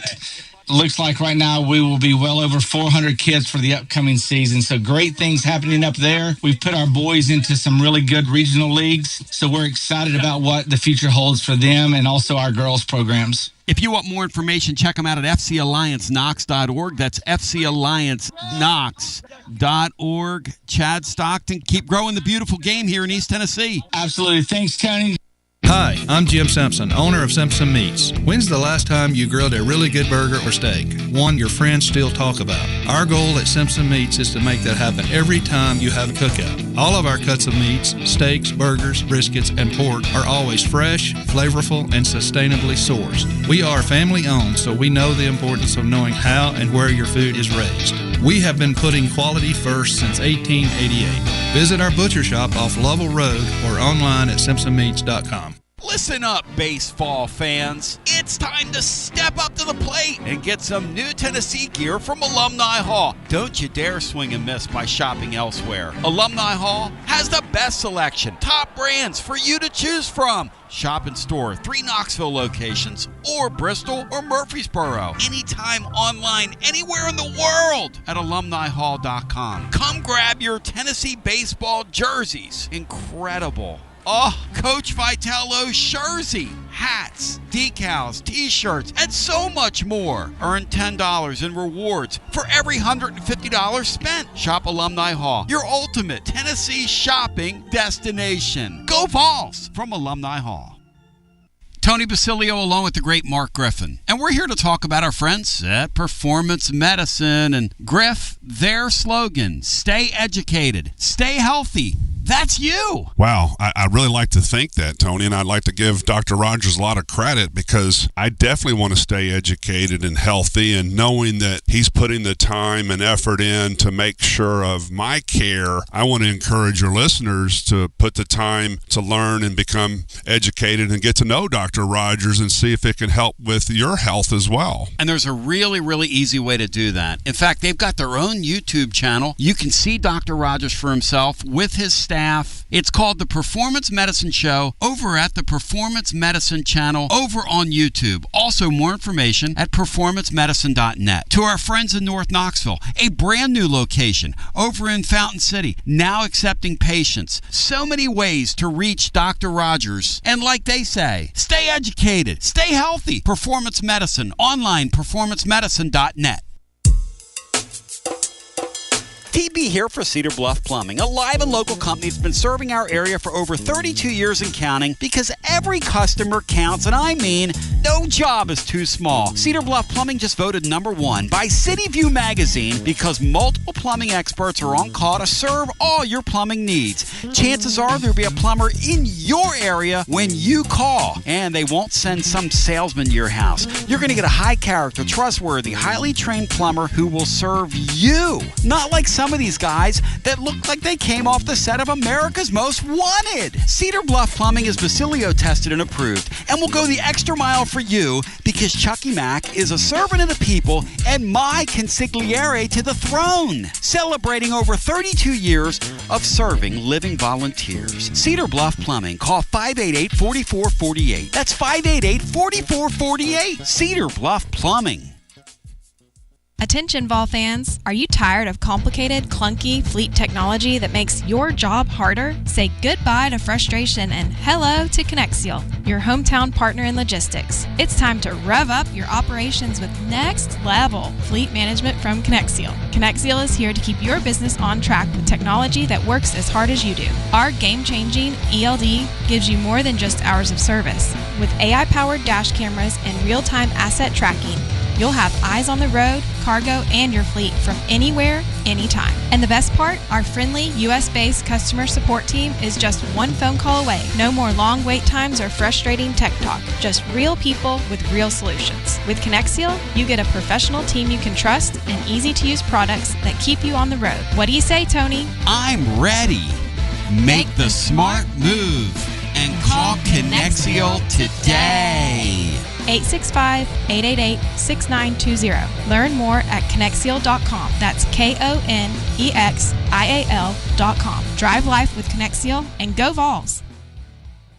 Basilio here, and you know my friends at Carnes Motor Company started with a dream over a quarter century ago. I met Rob and Brian back when I still had hair, and they were working at a huge dealership in West Knoxville. But they told me back then they wanted to sell cars on their terms, and I wanted to do radio on my terms. Their terms, just like my terms, are ultimately your terms. In both cases, you're the winner. A Car Guru's National Award winner with a 5-star rating on all sites, just like our Vols. Everything about buying a car from Carnes Motor Company is no hassle. They specialize in high-quality pre-owned vehicles between the $5,000 to $25,000 range. And if you need to sell a car, they'll either buy your car or they'll help you sell it. Carnes Motor Company also has a top-notch service department. Therefore, every vehicle is rigorously inspected and serviced prior to delivery. So you're guaranteed to get a quality pre-owned vehicle every time. If you need a place for service, they've got you covered. Come be a part of the Carnes Motor Company family and tell them you heard about it from me. Online at carnesmotor.com. Oak Ridge Highway, 1 mile past the Carnes light. Carnes Motor Company. Yeehaw! Some people say betting online is still the wild, wild west. But with the BIP Play app, you're riding with the best. BIP Play app is hotter than a $2 pistol packed with flair. Live hosts and features finer than a frog hair. Send your old betting problems out of town with a slap. You'll be betting sharp as a tack on the VIP Play app. Don't be a better, be a better with VIP Play today. Download VIP Play today or head to VIPPlayApp.com. Gambling problem? Call 1-800-88-99789. Must be 21 plus and located in Tennessee to bet. Jeff Hall here. I'm a partner at Rather & Kittrell Capital Management. Life is full of transitions. Planning for retirement, managing investments, or navigating major life changes. Here at Rather & Kittrell, we're here to guide you through every step. Visit rkcapital.com or call 865-218-8400 to start your journey toward financial clarity today. Rather & Kittrell is a registered investment advisor. It's always magnificent. Mondays on the Basilio Show, presented by our friends at Fleet Tire. I-275 exit 1B at East Woodland Avenue in Knoxville. Fleet Tire, I-275 exit 1B at East Woodland Avenue in Knoxville. And now, back to B. 865-200-5402, TLD Logistics phone lines. Let's go back to them. I don't know where we left off, but let me see if this is right. Hello, welcome in. You're on the air. Hey, Tony, it's Rusty. Hey, Rusty, welcome in. Thanks, brother. I think you might have jumped me in line, but I'll take it. All right. So the other night I called Will and Dixie after game one, and we had a nice talk, but I didn't get to my last point because I made a crude joke, but it was actually going to land really funny, and it wasn't going to be bad. But the last thing I want to talk about, and I want to talk about it with Will, but we'll get around to it someday. But Bino, this is a question for you. Why have we been told our entire lives, and going back way before we were around, that you don't argue balls and strikes? There's a reason, and what's the reason?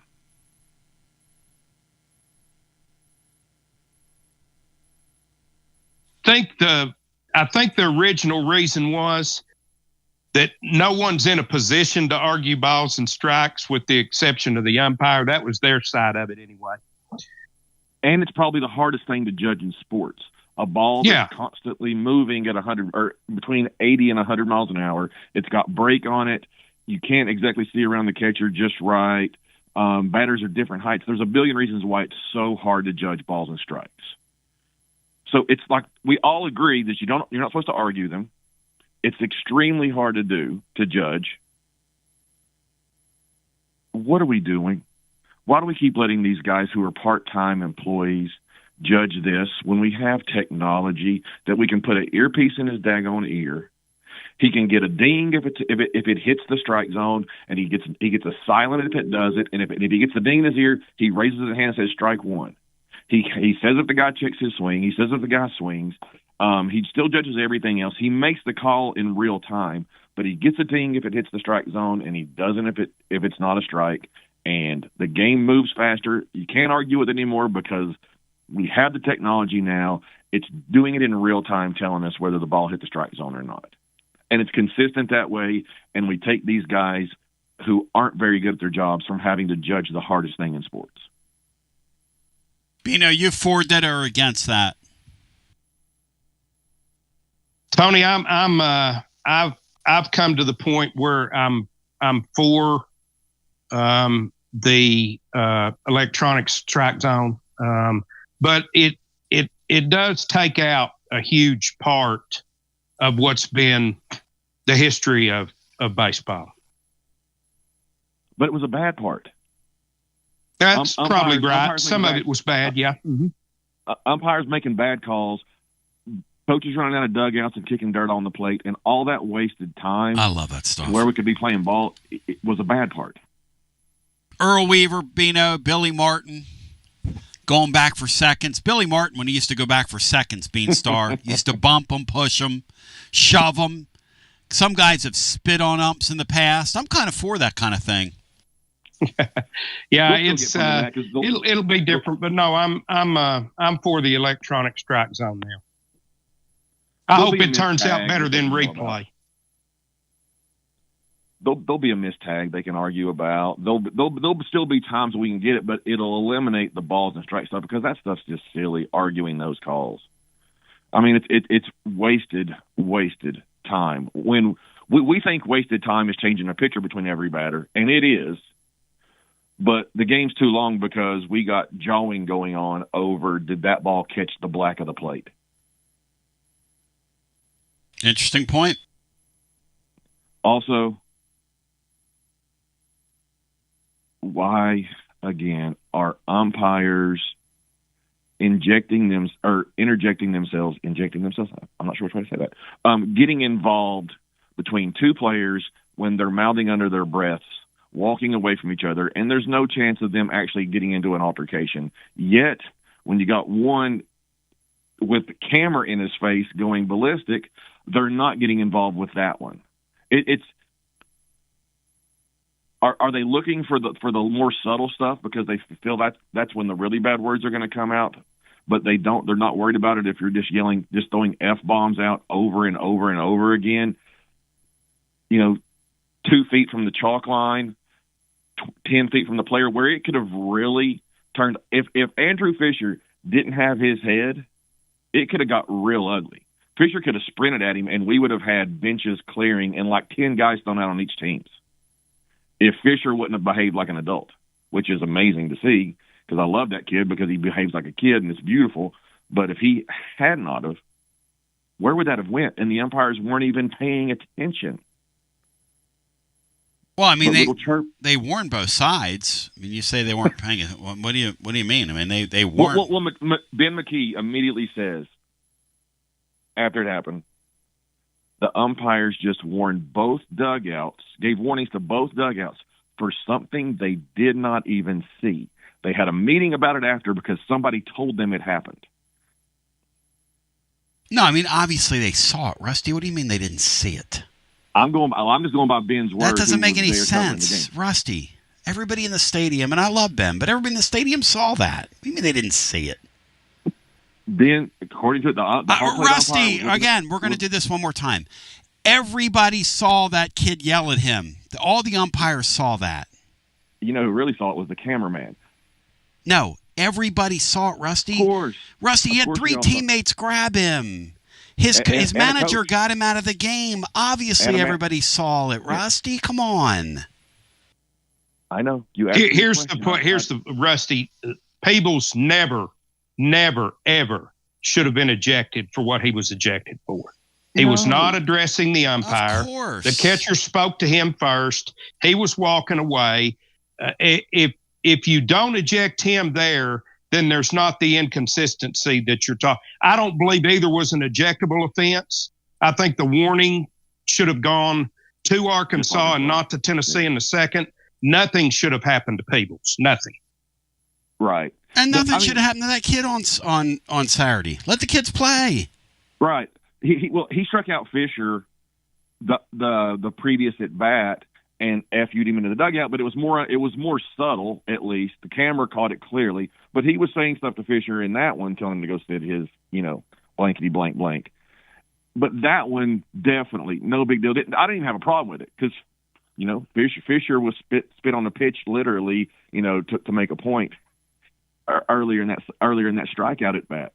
The other one is a little bit more than what Peebles did or just jawing because you're pointing and going after. I mean, he was moving toward him. Oh, no question. That's a risky situation where it could have got really out of hand. That's a good point that I hadn't considered. The fact, I guess my thing was, though, that Fisher was so far up the line and he was just kind of screaming. I think as an opponent, you always want to see a guy, because that was kind of when I played, I was very mouthy, which is, I'm sure, very shocking. Anything that I did. Blown away. And I always tried to get under your skin. The minute I knew you were jawing back at me was the minute I knew that, hey, I might be able to move you around a little bit today. Yeah.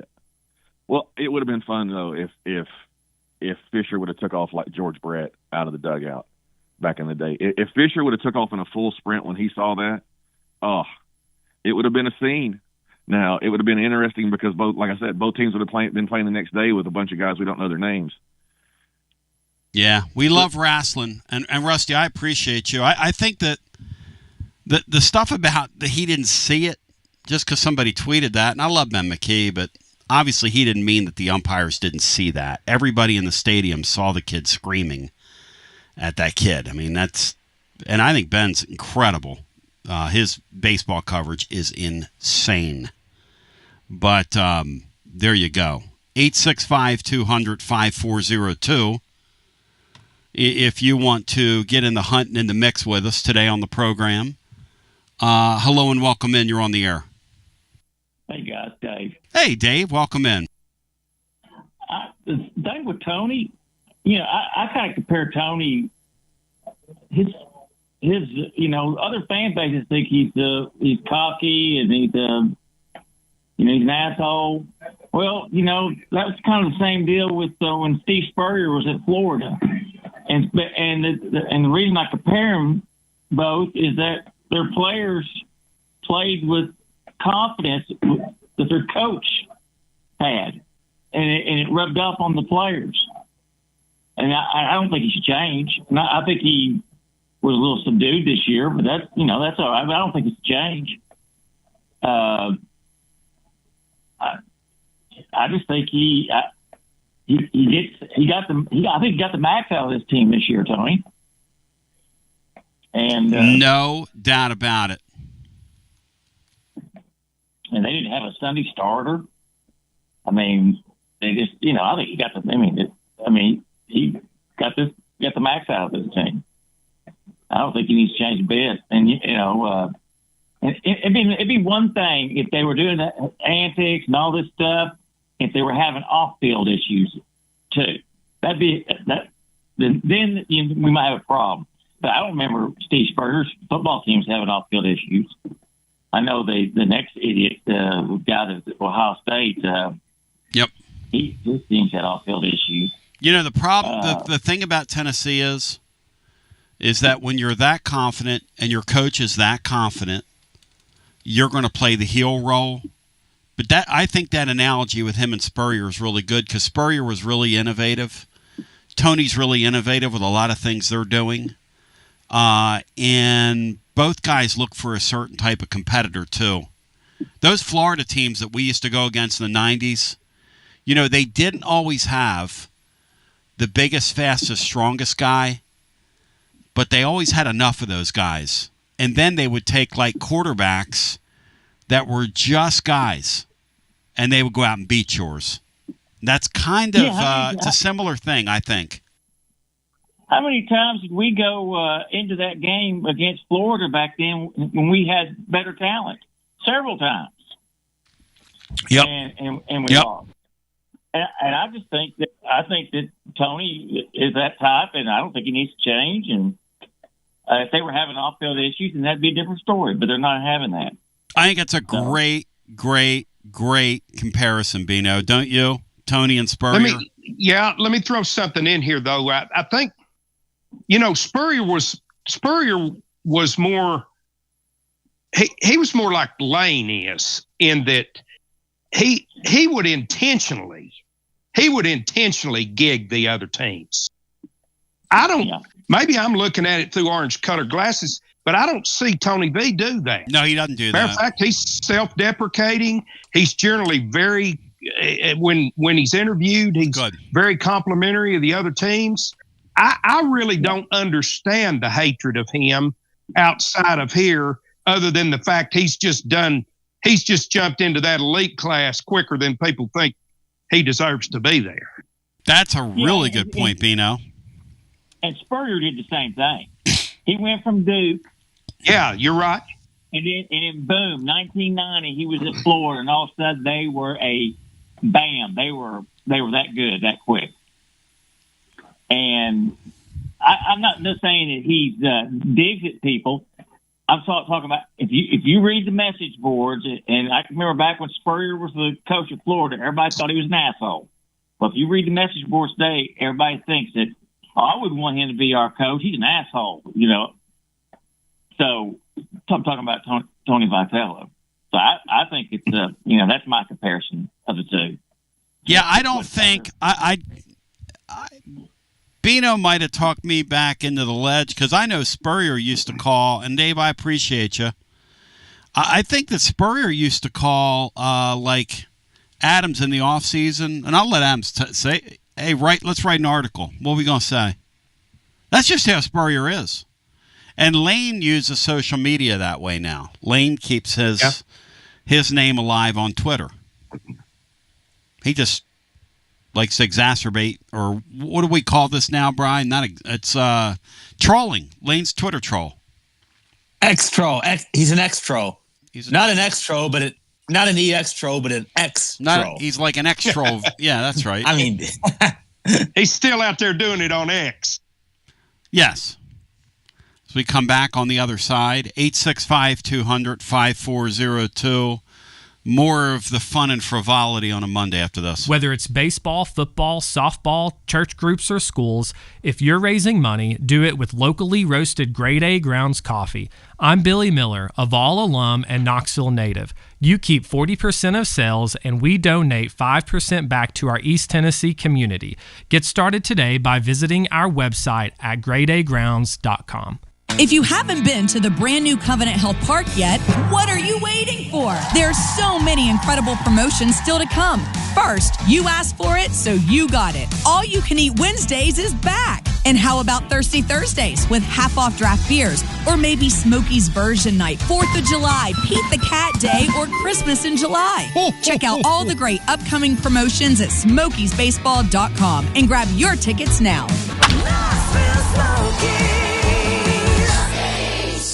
Hi, I'm Jim Simpson, owner of Simpson Meats. When's the last time you grilled a really good burger or steak? One your friends still talk about. Our goal at Simpson Meats is to make that happen every time you have a cookout. All of our cuts of meats, steaks, burgers, briskets, and pork are always fresh, flavorful, and sustainably sourced. We are family owned, so we know the importance of knowing how and where your food is raised. We have been putting quality first since 1888. Visit our butcher shop off Lovell Road or online at simpsonmeats.com.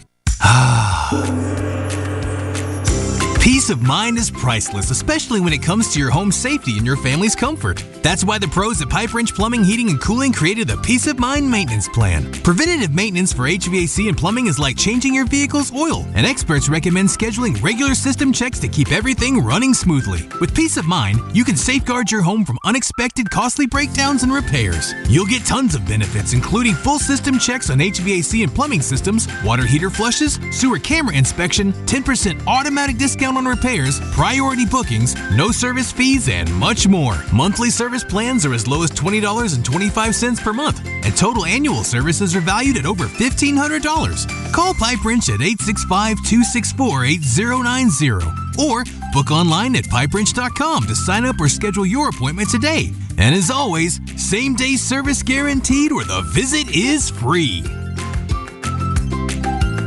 Life never stops moving. And between the 30-minute commutes, daycare pickups, weekly soccer practice, Tuesday night yoga, X number of coffee runs, and that weekend trip to Grandma's, you're racking up the miles. What you need is a tire that can keep up. A tire designed for doers. A tire that's going to last. Like the exceptionally long-lasting Michelin Defender tire. With an 80,000-mile warranty and the safety and comfort you expect, you can forget all about the miles ahead and focus on getting your destination or conquering your to-do list. Fleet Tire, I-275 exit 1B at East Woodland Avenue in Knoxville. That's Fleet Tire, I-275 exit 1B at East Woodland Avenue in Knoxville. Fleet Tire.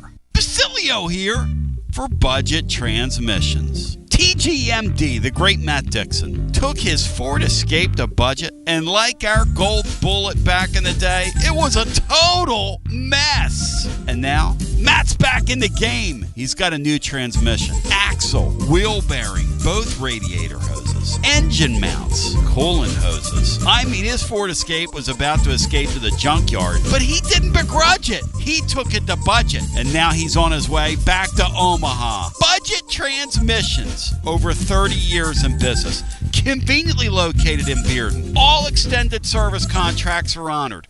A gold certified Repair Pal member. 865-584-4391. 865-584-4391. Budget Transmissions. Don't begrudge it. Take it to budget.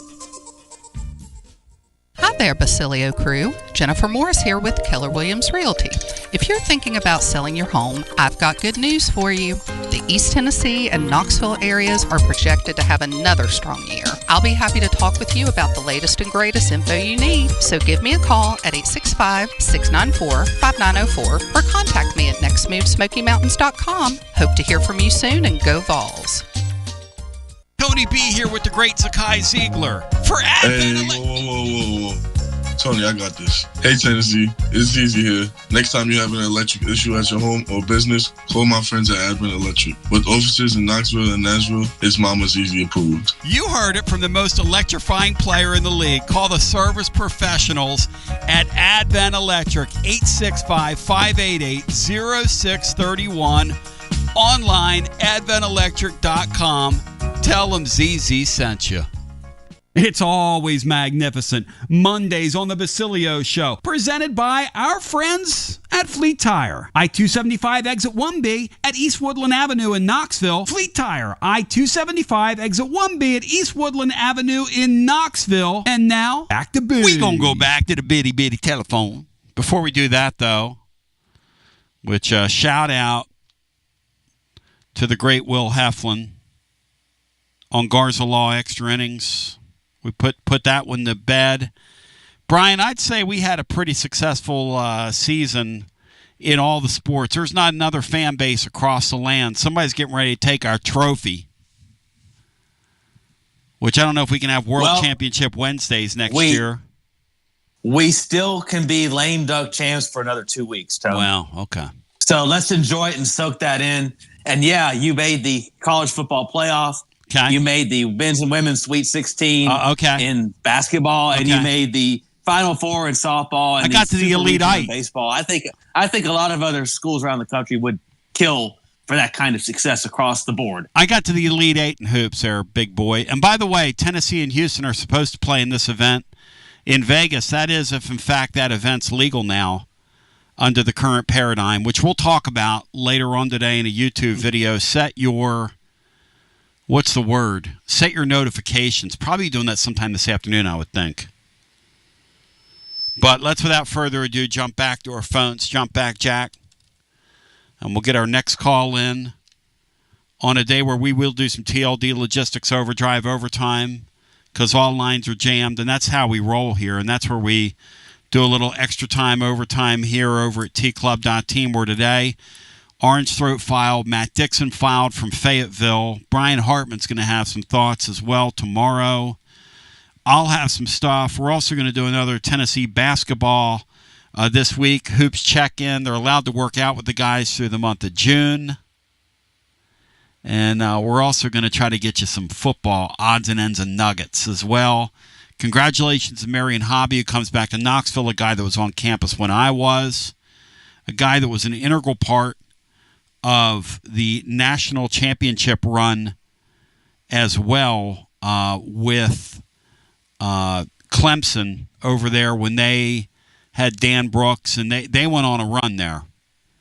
As soon as Tennessee got off the stage like 15 years ago, Clemson got on the stage, and, well, they've been on the stage ever since in some form or fashion, and I think this year they're going to be really good.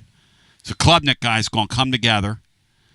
And also in the blog, one thing I want to explore this week and on the show is what Huguenin was talking about, which is, man, college football feels like it's wide open this year when you look at the top 10. It feels wide open. I don't know if it is wide open, but it feels kind of wide open. So just as many teams you can make a case for this year, you can make a case against, which I think is good for the sport. There seems to be a little bit of mystery heading into this season. And, you know, since all politics are local, the mystery begins here. Like, how will the Vols respond post-Nico? And what were they going to look like with him? Were they going to be in the middle of a playoff chase with him? I don't know. I don't know. But at any rate, lots to get to. To the call, stay there. I don't have time to because I have to get out here for the radio. I want to thank my friends listening on the radio. Check us out at tclub.team, tclub.team. Go to our YouTube page, like and subscribe, and the notifications will come on in the summer as we visit with you. Peace. Love you. WJBE 1040 AM, 99.7 FM. Translator W259AB. Powell, Knoxville. Hey, Brian Hartman, did you see the NBA playoff game 1 drew the worst ratings in like 40 years, 40-plus years? It's TLD Logistics Overdrive. Awful Overtime, numbers, Brian. Presented by TLD Logistics. I didn't watch last Online night. at tldlogistics.com. Thank goodness they've opened China up as a market, or their league would be in big trouble. But they've opened up And China. now let's go to the guys with today's edition of TLD Logistics Overdrive Overtime. No offense to that sport. Did you guys see that, Bino? They had the worst numbers they've had, like, since the Seattle Supersonics and Washington Bullets played back in the day. On tape delay. Yeah, I'm talking about they had some really bad numbers the other day. I didn't watch last night because I was super intrigued by the LSU, West Virginia, and the Oregon State-Florida State game. Bino, Brian Hartman chose college baseball over the NBA Finals. I figured that series is going to go. I figure that series is probably going to go 6 games. It's going to go at least 5. So there's no point in really, if you miss games 1 or 2, it's not the end of the world. Brian, if I had Murray State on tonight when Anthony walks in that comes home about 10 o'clock at night, I have Murray State on instead of that NHL game.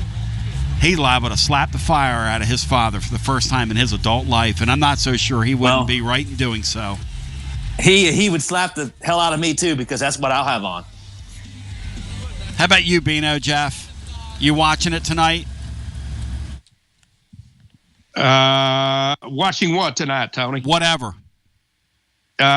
I'll just go back to the NBA Finals. Everybody wants the Lakers and the Celtics out of there until the Lakers and the Celtics are out of there. That's such a then great everybody line. stops watching. That's such a great line, man. Every day at ESPN, they wake up and they say, how can we work? When they do their morning meeting, and they decide, those producers decide what we're going to talk about. How can we get the Lakers into this today? I don't think there's been a day in the modern era where the Lakers and or Cowboys aren't discussed on that network at some point during the year. It is bizarre. But Bino's right about that. Bino's right about that. Now, in the West, the 2 teams that were left out over there, who know how that was going to play out. But when the Knicks got eliminated, good thing you opened up China. That's all I got to say. I'm telling you, those numbers in the States, wow. Usually, I think if it goes 7, Game 7 will get a good rating. Sure. That's Game right. 6 or 7 it'll get better because Game 1, if people figure a series is going to go 6 or 7, they're not going to go out of their way to watch Game 1 as much as they will as the series goes on. Our game was so bad, I flipped on the UFL playoffs in our second television in my house yesterday. That still exists? Laura said, I thought you weren't. Was the USFL Conference Championship. Made me feel nostalgic seeing the Panthers and the Stallions play each other. It's making me feel nostalgic. So what we got left today is Murray State and Duke, right? That's it. Tonight, yes. What time does that go? 7 o'clock. All right. ESPN. Bino, what is it about the sport of baseball that you played where these mid-major teams, even while their rosters are getting rated, are still able to go out and find enough ball players that they can play with these high-level baseball teams from these power leagues? Isn't that an interesting thing? It is an interesting thing, Tony. It's not quite as NIL-driven as some of the other sports are, and there have always been late blooming pitchers, and when you're out there looking at 8th graders, sometimes you miss a guy when he gets up to 11th or 12th grade, and somebody else has got him. Of course, now in these days, you just steal him away the next year, but you get a couple of pitchers, and you're right there. How can Coastal Carolina have that level of pitching on their team? That team, they're I excellent. think I read where they had swept 9 straight series. They're excellent. I don't care who they're playing.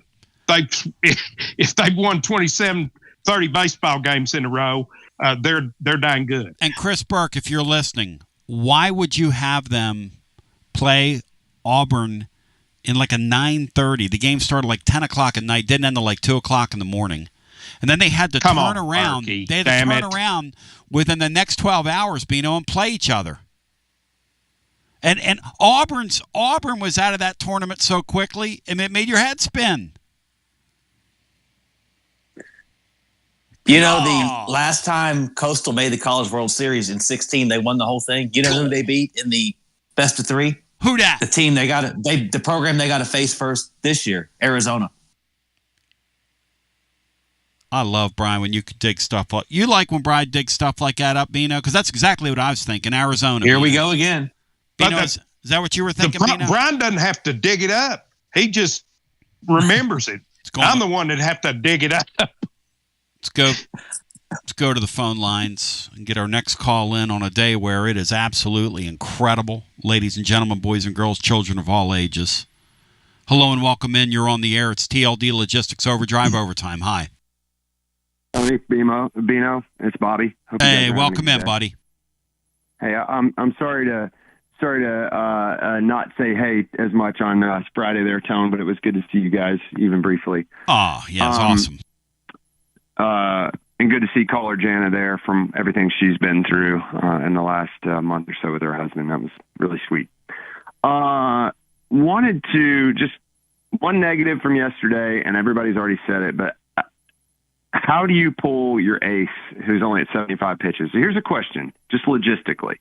Do you want a freshman who has no big game experience, especially with the bases loaded coming in, or do you want your first-team All-American, arguably best player in the country, even with the bases loaded that he loaded himself, trying to get your third out of the inning and get you out? If you're the manager, what do you want? Well, you got to put some context on it, though. That guy who is the top pitcher in the country, because the kid from Florida State, I'd take our guy over him. But that said, Doyle was not himself yesterday. He was not sharp. He was not hitting a spot. So the number of pitches, I mean, let's also say that he pitched Monday night. So, he pitched about 100. What, about 130 total pitches? Yeah, in the regional. Yeah. So Bino, where are you on that? Did you have a problem with him getting Doyle? Because, quite frankly, I did not. I think Doyle earned the right to pitch to that hitter, just like your left fielder and your right fielder have earned the right to stay out there through slumps. That's interesting. Yeah. I disagree with you, but that's interesting. Mm. I just disagreed with the call in the moment, and I felt, and maybe this is just a fan, and it's not blaming Vitello. I'm 100% sure that if he was given the decision today, he wouldn't do it.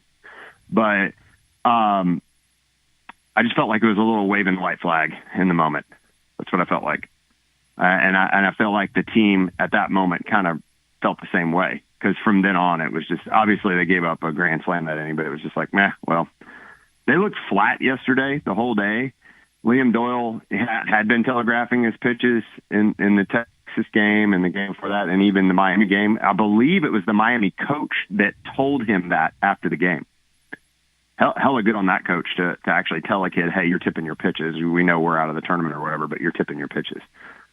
But I can't be really mad about it. But here's one thing I want to complain about with the ump, Tony. The ump for the first game of this weekend, when you Google his name, I heard the caller earlier, hey, he went to my church or whatever, and if that guy's in Arkansas, I would assume that meant that gentleman is from Arkansas. Interesting. But also, if you Google that guy's name, the AI in Google, the first thing it tells you is that Rick Allen voices his aspirations to be a College World Series umpire at every turn, apparently. Like, that's all he ever talks about is when he's in. I want to ump in the College World Series, and as Will Heflin said acutely the other night, well, that game's sure not going to help him. That guy was abysmal, and a guy who's saying that in media, I want to umpire in a College World Series game, is very front facing for themselves, and I think that's very bad for the game. So that's why I want robo ump as well. Yeah, the robo-ump thing does not bother me, and I appreciate the call. Here's the thing. When you talk about the robo-umps, okay, It's working in the minor leagues. And you could at least go to a modified deal where you give everybody a challenge per at bat, the pitchers and the batters. I came back from spring training telling the guys this. The fact is, it is so quick the way they were doing it in spring training and in the minor league level. It's so quick the way they're doing it that you don't even know what's happening unless you're really watching an at bat. I mean, the replay literally takes 5 seconds. And then these borderline calls that determine these at-bats, because these counts are extremely important when you're playing championship-level baseball at any level. The difference between a 1-1 count and a 2-0 count is immense. The difference between a 2-1 count and a 2-2 or 3-1 and 2-2 is immense. And I'm for getting that right. I'm for the simultaneous replay, Bino. I am for that. In at-bats. I am for that. I don't know if I'm fully on board with the robo stuff, but the use of technology to get at-bats right is something I agree with you guys. Yeah, I'm ready for that change, Tony, and to see what it's like. The pitchers tap their hats. That's it. You got, and then 2 seconds later, ball strike. And the guy gets overruled, or, we call it a strike. It takes 2 seconds. It's not a big deal. Okay. It's not good. And the batter goes like this. The batter has a motion they tell these guys to make, and they look at it, and in the stadium, it is like 5 seconds. And it's going so fast, you don't even know it's happening. But let's go back to the phones. Something ain't easy. I know you guys aren't tennis fans, but that thing at Roland Garros where the chair umpire comes out and points to where the ball hits and then points at that person and goes like this, no, no, no, no, no, to him like that. It's really comical. But let's go back to the phones. My Italian boy yesterday, somebody had a good line on ESPN SportsCenter. They said, all sinners go to Alcaraz. Let's go back to the phones. That center guy, Bino's like 0-4 against this Alcaraz guy, because I call that dude Alcatraz, because he puts you in prison when you play against that cat. I know you guys don't follow tennis, but it's a pretty good line. Hello and welcome. I do know who he is, and yeah, he is good. He's nasty.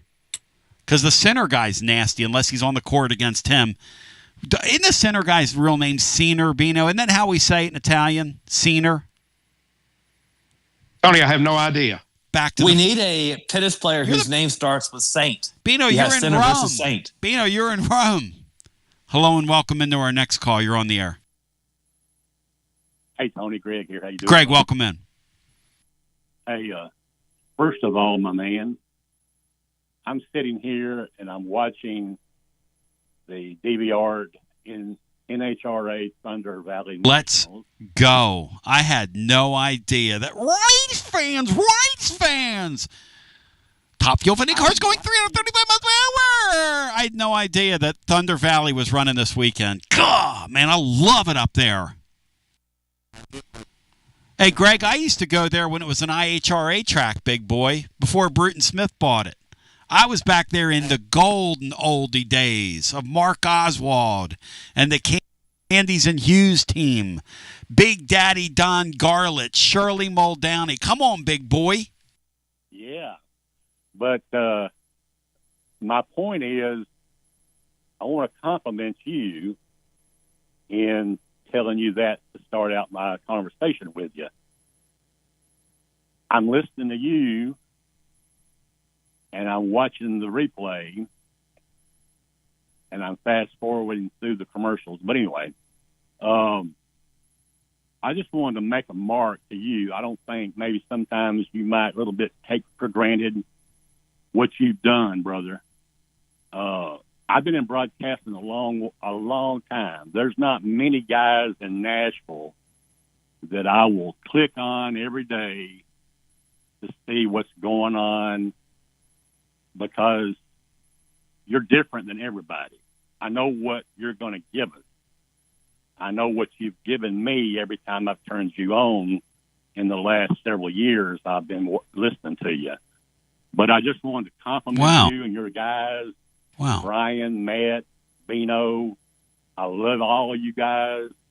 You're such a creative broadcast crew. Never take that for granted, guys.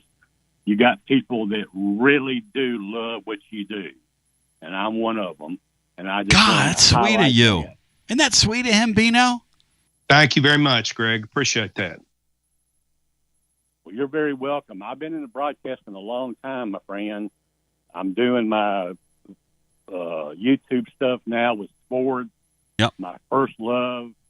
I did that in radio as well. What's your YouTube channel? At Tennessee Sportsnet. Let's grow this thing. You got to check Greg out now. Greg knows the stuff. But I really do. I mean, this is no bull crap.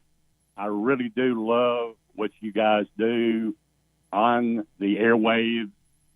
I think it's the best I've ever heard. The reason why I turn you on every day. Well, I've never done that in my life. It's really sweet of you to say that. Here's the thing that, and Bino and I talk about this. The thing about doing the show every day is two things. Because Bino did it every day for a while. You better really freaking love what you're doing if you're going to do this every day. You better, love it. Okay, that's the first thing. And then the second thing you come to realize is this is really about community. If you create community, then and those are the people that I gravitate toward in any kind of broadcasting space. If you create community, you and understand that really you're just kind of there as a facilitator of the community. It's really kind of not about you.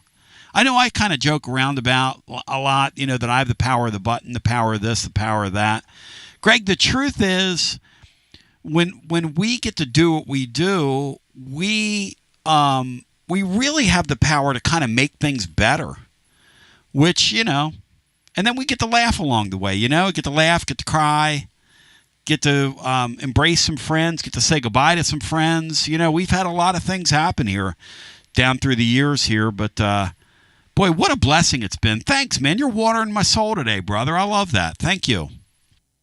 Well, from the bottom of my heart, guys. Thank you.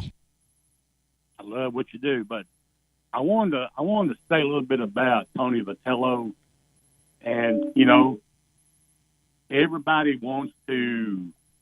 Let's rip him now, Greg. Now that you complimented me, Bino, I think Tony needs a good ripping here, doesn't he? Well, I'm not going to rip him. Damn it! I don't know whether a lot of folks saw this video. I know there were a lot of videos out after the game, the post stuff that you see the coaches and a few players do. But one of them was he talked about the other team and Coach Van Horn, and he said, I was with those guys. I was an idiot over there. I'm paraphrasing, but he said, like he was an idiot over there when he first started. He said, but I miss a lot of those guys over there, and he got choked up. He choked up a little bit when he was saying that. That tells you who that person really is. And I salute him even more. When I saw that video, he said, some of those guys I miss. I miss some of those guys. He repeated that. Yep. And I love that dude, man. But he says, everybody wants to hate everyone. Everybody wants to fuss on everyone that's not a Tennessee Vol. But, it boils down to being human. And he really appreciates that. Tells me a whole lot about that man. That's where he started, but he's never forgotten it. And he loves the people that's still there that he worked with when he was there. So I salute Coach Vitello. If you're listening, love you, man. But anyway, 5 times to the Supers. Hey, I love it. I was disappointed they lost, but I loved every second of watching them. And I'll watch the game tonight as well. I was kind of surprised they're going to start at 7 o'clock Eastern time with one game, but I guess they wanted that to be on prime time. But anyway, you guys are the best. Never take it for granted. I love what you do, Tony, and all the guys you've got helping you. And like I said, I turn you on every day. from Middle Tennessee, and Nashville people have never had that happen to me. So I appreciate it. Thank you, Greg. That's nice of you. Thanks, Greg. 865-200-5402. And what he said does not fit the narrative of what other fans and maybe even some media types say. That doesn't fit the narrative of who they think Tony V is. Yep. At all. Dudley Dawson says on here last week, I love Tony. Our fans don't like me saying that. I love him. Those Arkansas baseball fans are very, very smart people. And they know that Tony Vitello was a huge part of their success when he was there. They know that. By the way, Tony and Van Horn are fond of each other behind the scenes and very cordial and nice. Now, they fight over players and, Tony had heat with him. They had heat with each other over a player, who knows, and Tony had his little mask up and was screaming at his older brother or maybe even a father figure. Hey, my son and I are going to argue every once in a while. We love each other. Us fans want to pretend like Tony vehemently hates. No way. Tony loves that guy. That guy gave Tony a chance that led to this opportunity. And that's a straight reality of that. And what's really ironic is he beat both his mentors, Schlossnagel and Van Horn, to a national championship. How about that? I'll tell you another thing. Both of them. I'll tell you another thing, Bri. I'll tell you another thing that's interesting about Tony, or just that sport. The emotions these guys show when it's over, like the emotion the Cincinnati manager showed when he cried. I call them managers. But the emotion, why don't they call them managers in this sport, Bino? They are managers. We call them head coaches. Yeah, I don't know, Tony. I have trouble with that coach in baseball. For the head man, I have trouble calling it coach. Yeah, I don't know. Yeah, he's a manager to me. But anyway, the manager from Cincinnati cried. Yesterday, Van Horn was talking about his team, and he got choked up, and he started to really cry. Laura played that for me last night. And you know what? It was genuine because he couldn't talk. And they won. And he was crying. He said, you get a group in August, and you ask so much from them. And these guys went out today and they performed and they played so well. And they've been such a good group and they're going to Omaha. And then he started to cry and he said, this is so special. This is so special. Probably some tears of relief. Will Heflin made a really good point. Tennessee played so, how do you put this, Tony? Feebly over the weekend that they only had a brief lead for them for like 5 minutes in the middle innings. They never really put the pressure on them. Yesterday when they were down 2-0, if Fisher slams the ball in the gap there and clears the bases and you get up a run and you getting on a run there, or maybe get up a couple of runs, we were never able to do that to them, Bino, because Chris Burke made a really good point when he said, boy, this place has gotten really quiet after Fisher's home run in the 9th inning. He said, listen to how quiet this place is. Because those people have been classically conditioned to watching their team choke it up in that round. And I wonder if that's what some of the emotion was about yesterday. But needless to say, one of the great things about the sport at the collegiate level is the emotion that these managers show as well, Beanstar. It's kind of a neat thing about that sport. Yeah, I agree, Tony. I think there's a connection there between manager and coach and players, and even the roster itself that's different from any other level. I do think that's a neat thing about it. I also want to, I want to echo but I want to paraphrase a little bit about what Greg said. I've Greg said he tunes you in, Tony, every day because he knows what he's going to get. I've tuned you in every day for 30 years because I've got no idea what you're going to get. And I love that. That's a hilarious thing to say. Hello and welcome in. Hello and welcome into our next call on the TLD Logistics hotline on TLD Logistics Overdrive Overtime. Hi, you're on the air. How my friends and Patriots doing today? Hey, Lynn, welcome in. I just want to congratulate our Tennessee Vols first for a great season. We must remember SEC champ Texas and SEC tournament champ Vandy got beaten their own regional by a group of five well put. teams. So well put, W. Lynn. Vandy and Texas both sat at home and watch that region. And Georgia. Yeah, but Texas was regular season champ and SEC tournament champ was Vandy, and they thought they were riding high. Yep. And all these past champions that have fallen flat on our face, we did not fall flat on our face. Yep. We competed till the very, very end. Probably a rule they might change next year since that seems to be our luck. But had they reseeded the teams, we would have been hosting UCLA this past weekend, and Arkansas would have probably hosted Murray State. Are you for it or against it? I hate it. Brackets are brackets are brackets are brackets. It's a tournament sport. The bracket needs to stand up, my friend. We don't reseed. No way. I see, both sides of that point, but the annex that we've been talking about and the team, Coach V and our team, I love it up to a point. I'm kind of like Bino. I don't want it to get carried away, but what you mentioned, Tony, about how there's still people that hate your Flyers for something that happened decades ago. What hurt us the most in 2022, and I'm saying this because my brother was an umpire all of his life, and those umpires was head of umpires in Knoxville, and had me umpiring from age 14 to age 26.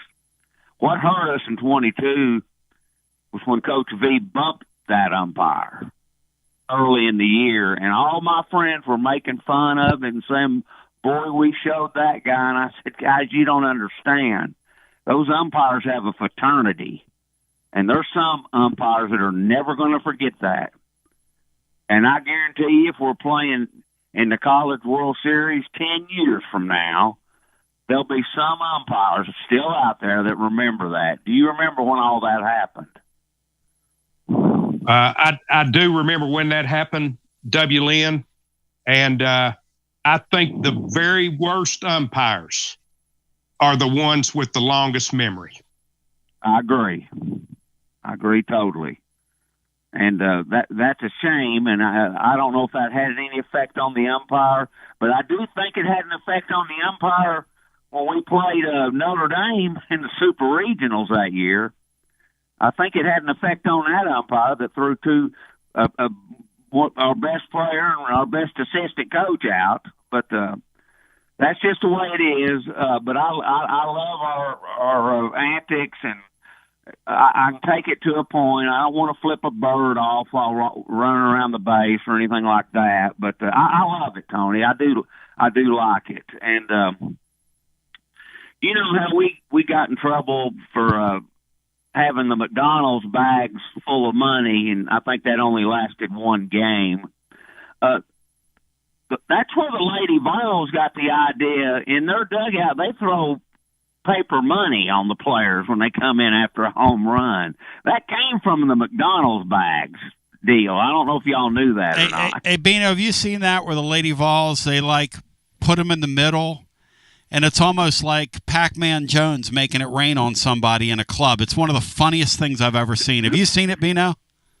I have not seen that. It is utterly hilarious that they do that. Hilarious. It really is. And whatever money they got, it looks looks better than Monopoly money. Let's say that. But it's funny. And one final thing is The saddest man in Knoxville right now is Danny Dollar, our athletic director.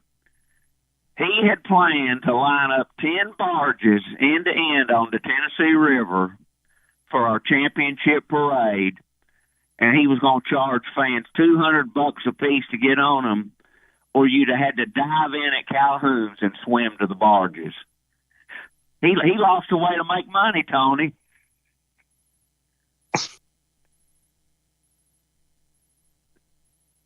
He'll make it up, W. Lynn. He'll do it during football season or something. But or I thought he might have the parade like we had last year, and maybe go around with buckets that says talent fee on it and ask people to drop dollars and coins in. I was trying to figure out what would be his best option. But, Old Danny. Danny will figure it out. Thank you, W. Lynn. Now that they've got this rev sharing with the players, I saw an article that Gary Parrish wrote, and I'm trying to consume. And then there was one in the Athletic. There's a great article in the Athletic about it as well. Get ready for $50 million football payrolls. And wow. if you think for 1 second that this clearinghouse thing, that these people are going to pay attention to this, you're out of your damn mind. You're out of your mind. The only thing they're going to do is make attorneys money. That's the only thing they're going to do. Until they collective bargain with these guys and put them in a union, the guys and gals, and just, come up with some kind of cap structure deal. But we'll unpack some of that on YouTube. And then the ramifications of this, from roster sizes to getting guys through the clearinghouse, this is going to be, you got to play the game until you don't. And what I simply mean by that is, and this is what most people are saying that look at this, it's now, because of this case, it's now the parameters by which you're going to operate until it's legally challenged. Once it gets legally challenged, it's not going to stand. Nobody thinks this is the solution. Gary Parrish said all this does is it creates a sanctioned form of chaos now. Well, let's just take baseball, for instance. Tennessee wants a player. Okay?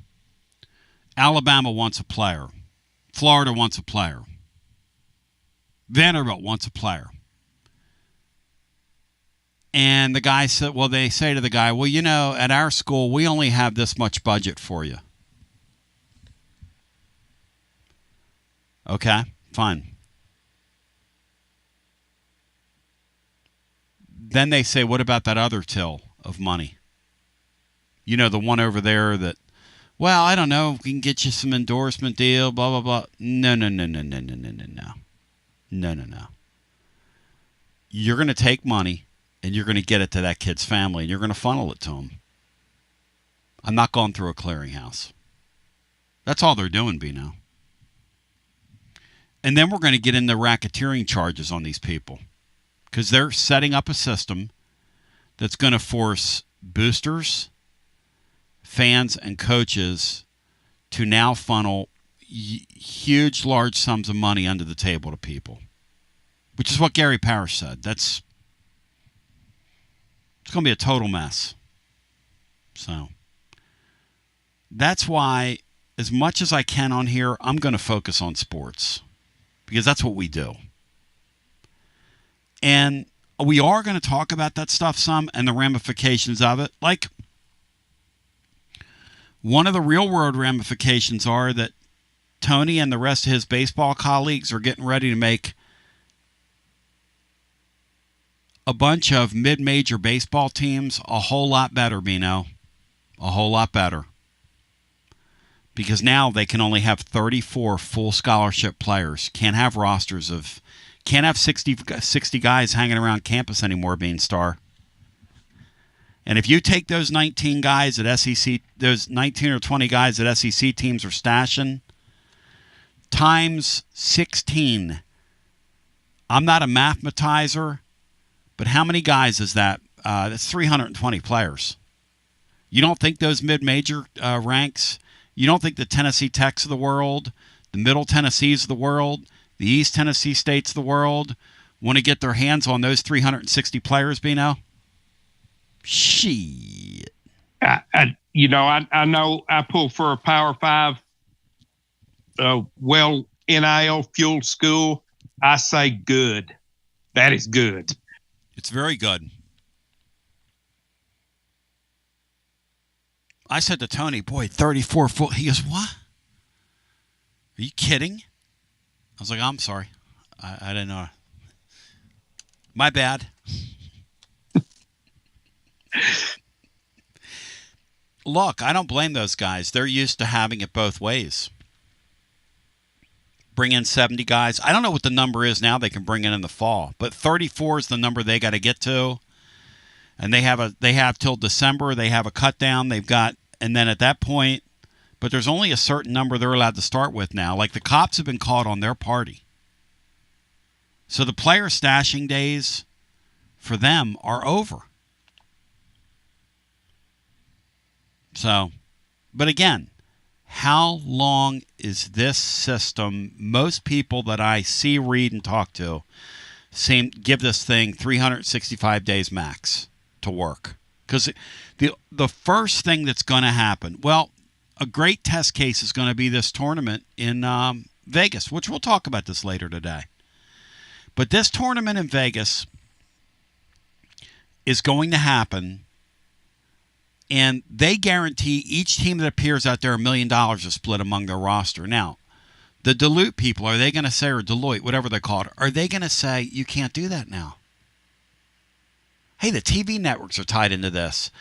The NCAA itself's tied into this. I mean, they have a who's who field out there. Tennessee and Houston are going to play each other, as we reported today in the first game, which wasn't anywhere until we reported it. But there you go. They're playing in the first game. Tennessee signed for that, for the first game. You think, Bino, they're going to tell them, oh, no, your kids, because it's not fair market and, so-and-so can't get this much on your roster, because they split it equally among those players. That's how it was done last year. And then if you win the thing, there's an additional $1 million in it. So that is literal pay for play. That's pay for performance. That's what they're doing this year. They've added the twist of the winning team gets another $1 million, as sort of a sweetener. Yeah, it's just all going to be mass confusion, Tony, for a while. More so than it's been to this point.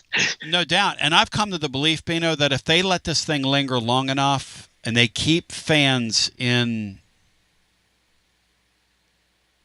they keep these sports in the gesticulation phase from where it was to where it's going long enough, they're going to lose fans. Because the whole thing's a turnoff. And I'm a talk show host. I love all the topics. I love coming in here and having something to talk about 365 days out of the year. Love it. And they're providing it to a point. And they're getting really close to that point, to me. It's just me. Back to our phones we go on your TLD Logistics Overdrive overtime. Before we get there, shout out to my friends at VIP Play. Your VIP Play welcome bonus is yours. Make your first bet of $5 or more. $100 in bonus bets can be yours instantly. Our promo code is TNTony, and I apologize for that really bad Basilio's best baseball bet over the weekend. Now, Florida State screwed it all up, and I apologize for that. But we'll have another good one heading into the weekend this week.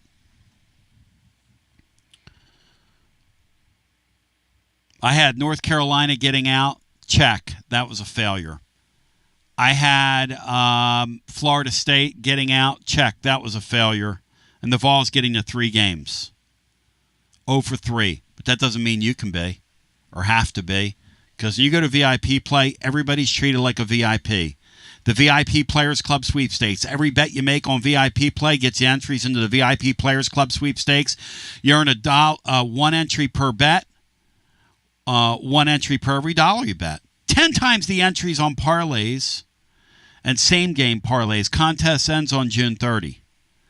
Week 1 NFL lines and futures are up. College football NFL season's fast approaching. It's going to be wild and woolly this fall. There's no doubt.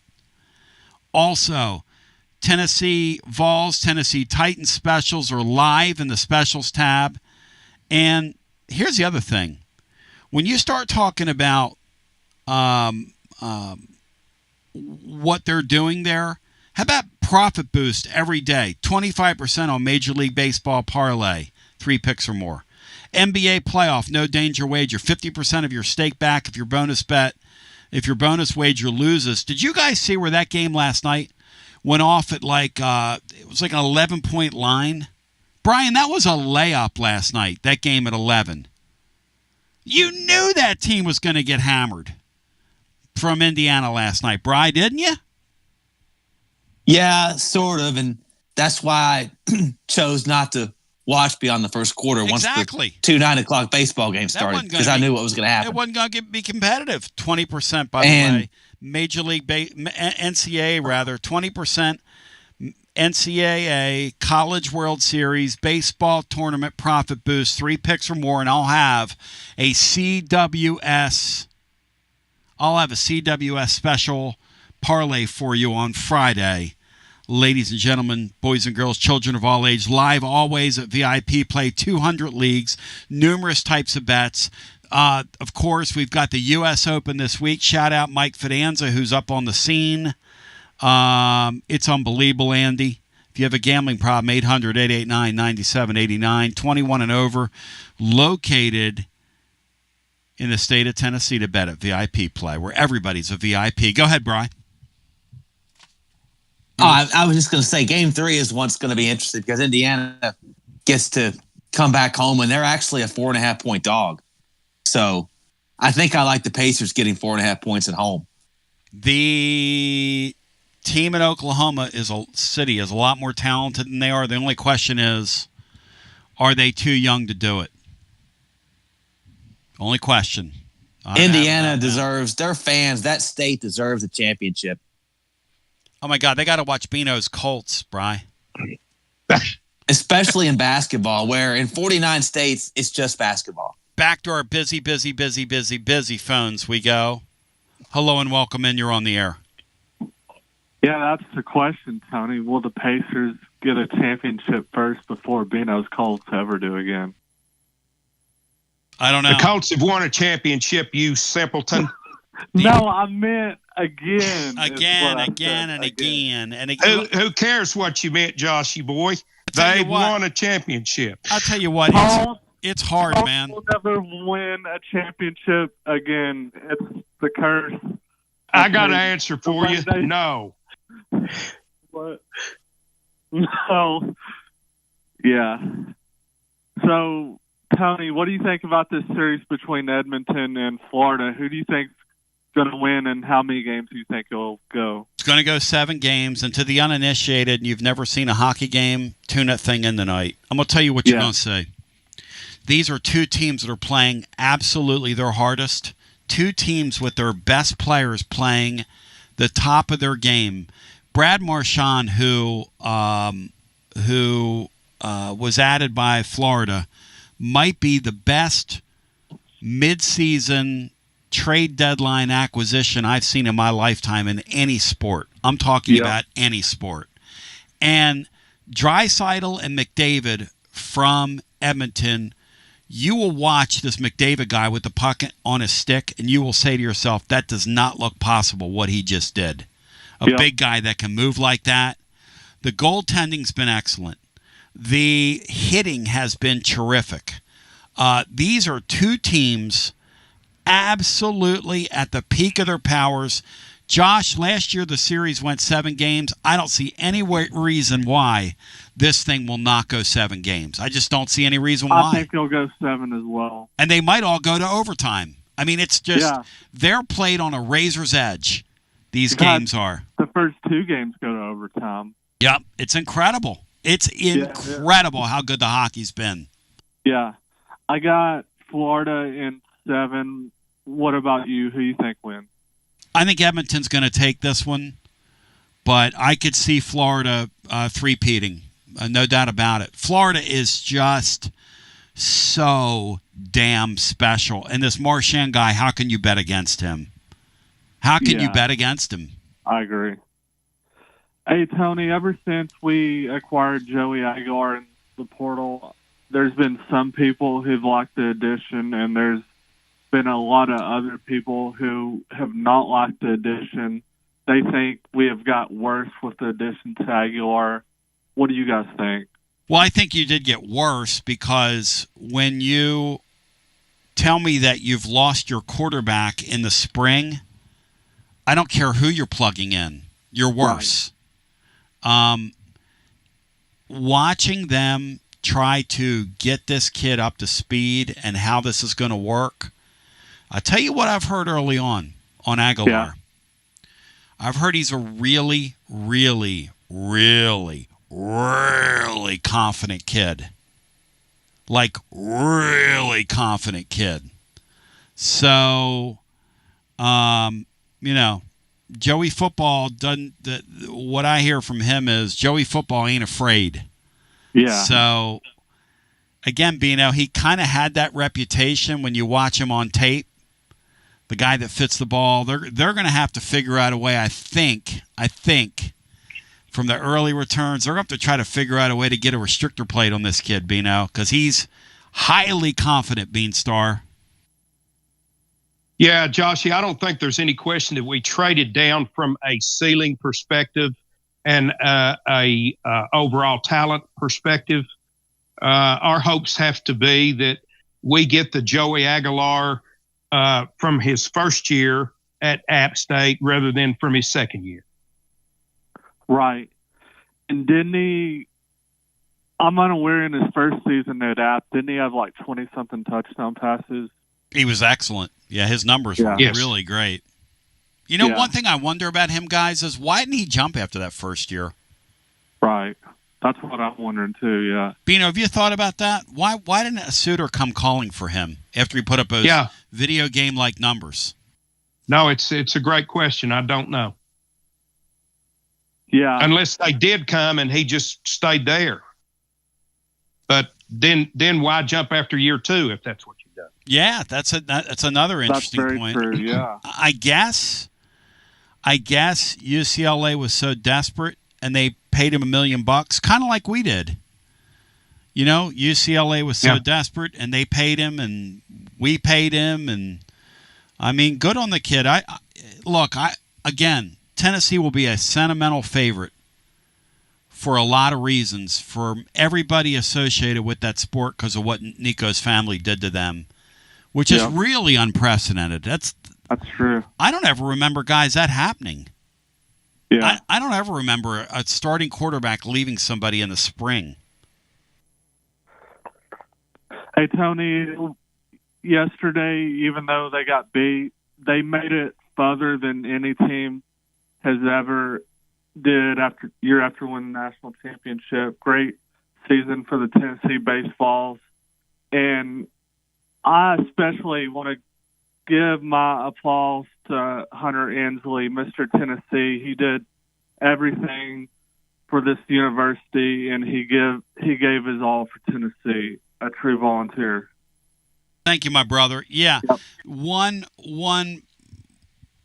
correction. Actually, there are teams in this current format who have won back-to-back championships, but those teams, it's very rare. And post-COVID, nobody's done what Tennessee's done, which is win the championship and then get back.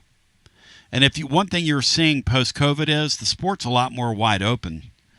Brian Hartman made the point 3 hours ago that post-COVID, or that this, no matter what happens tonight, It is a completely new field out there in Omaha, which I love, by the way. I think that's great. And that's the first time in the super regional format that we've had an entirely different field from one year to the next in college baseball. Wonderful, man. And it's going to be really hard for me tonight, Bino. It's going to be really antithetical. Feel very foreign to me to cheer against Duke tonight and root for that Murray team. Oh yeah, that'll be a real challenge for you, Tom, and for anybody else. Duke baseball and football as much as you hate Duke basketball? Hey Brian, I hate Duke students. Okay.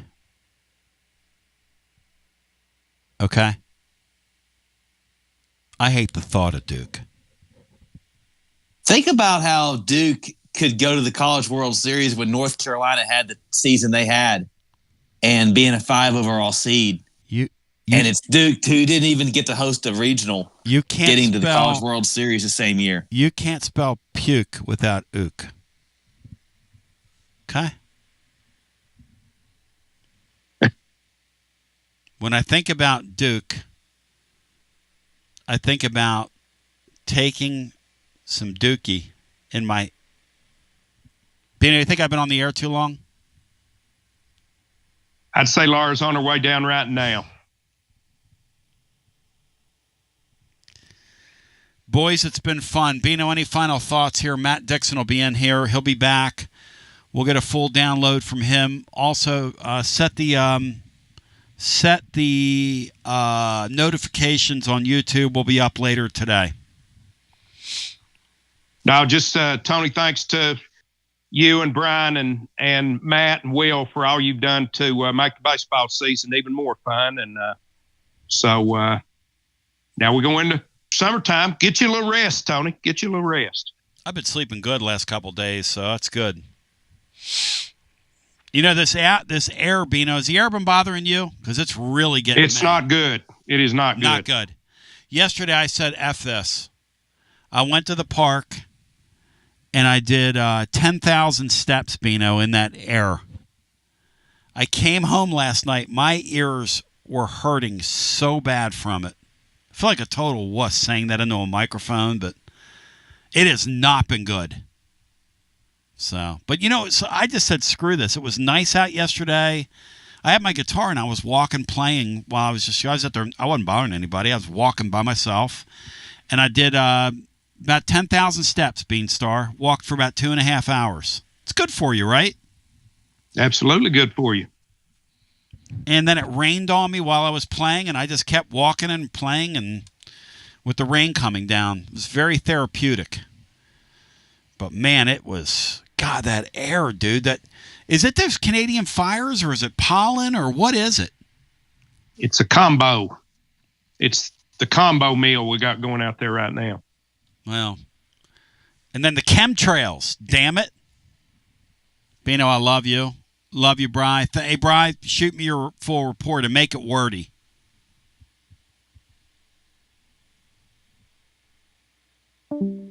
Oh. Uh-oh. Those two guys just... You hear that? Bim, bim, bim, bim. You know what that means? That means shout out to my friends at TLD Logistics. I love you. I appreciate you. We've served you all. They've served me all these years. They've served you all these years. Online at tldlogistics.com for all your shipping needs. And if you're in the trucking game and you need a change, they've got tremendous programs right now going. And they're hunting drivers over at TLD Logistics. For the cast and crew, my name is Tony Basilio. Hope you have yourself a great one. Peace. And congratulations to our Tennessee baseball team. And go, Murray, go. Go, Murray, go. And beat Duke, go.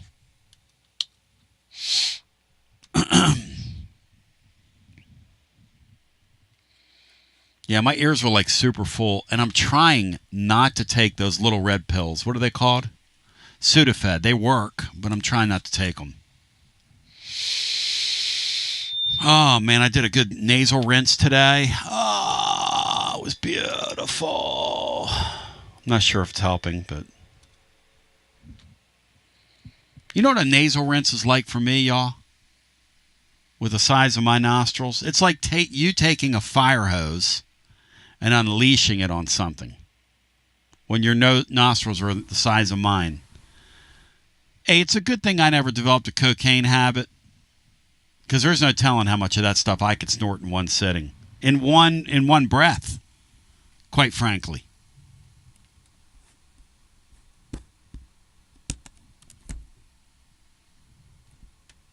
Yeah, I need to get off the air.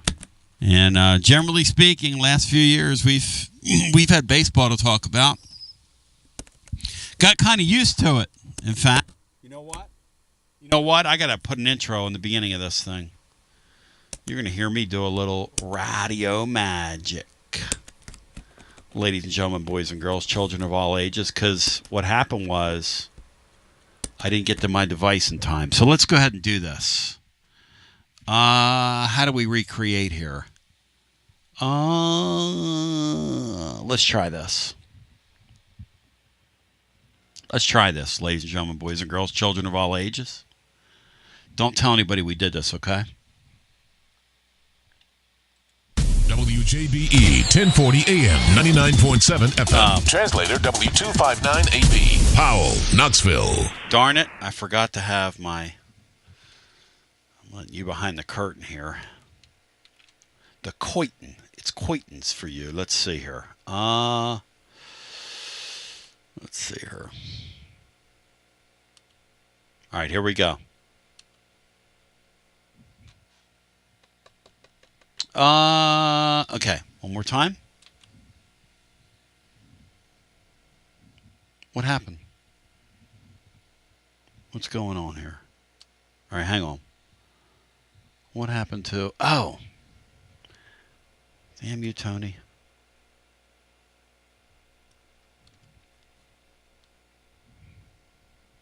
Gonna have a meltdown on the air here. All right, here we go. WJBE 1040 AM 99.7 FM. Translator W259AB. Powell, Knoxville.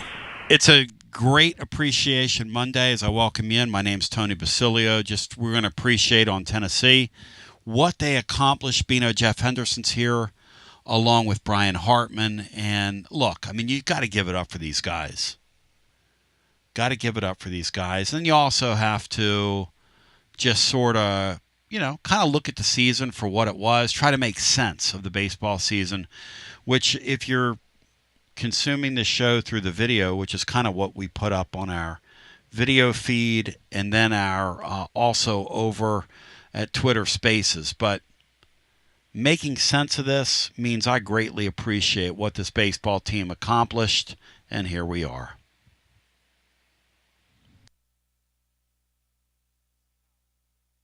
Let's see how I can meld that together, y'all, because that's a little hotter, a.k.a. louder than what I did before. So let me see if I can bring this down.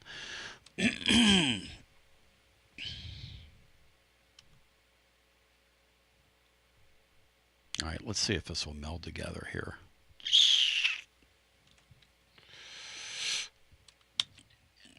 Little radio magic here. Let's see how this will go.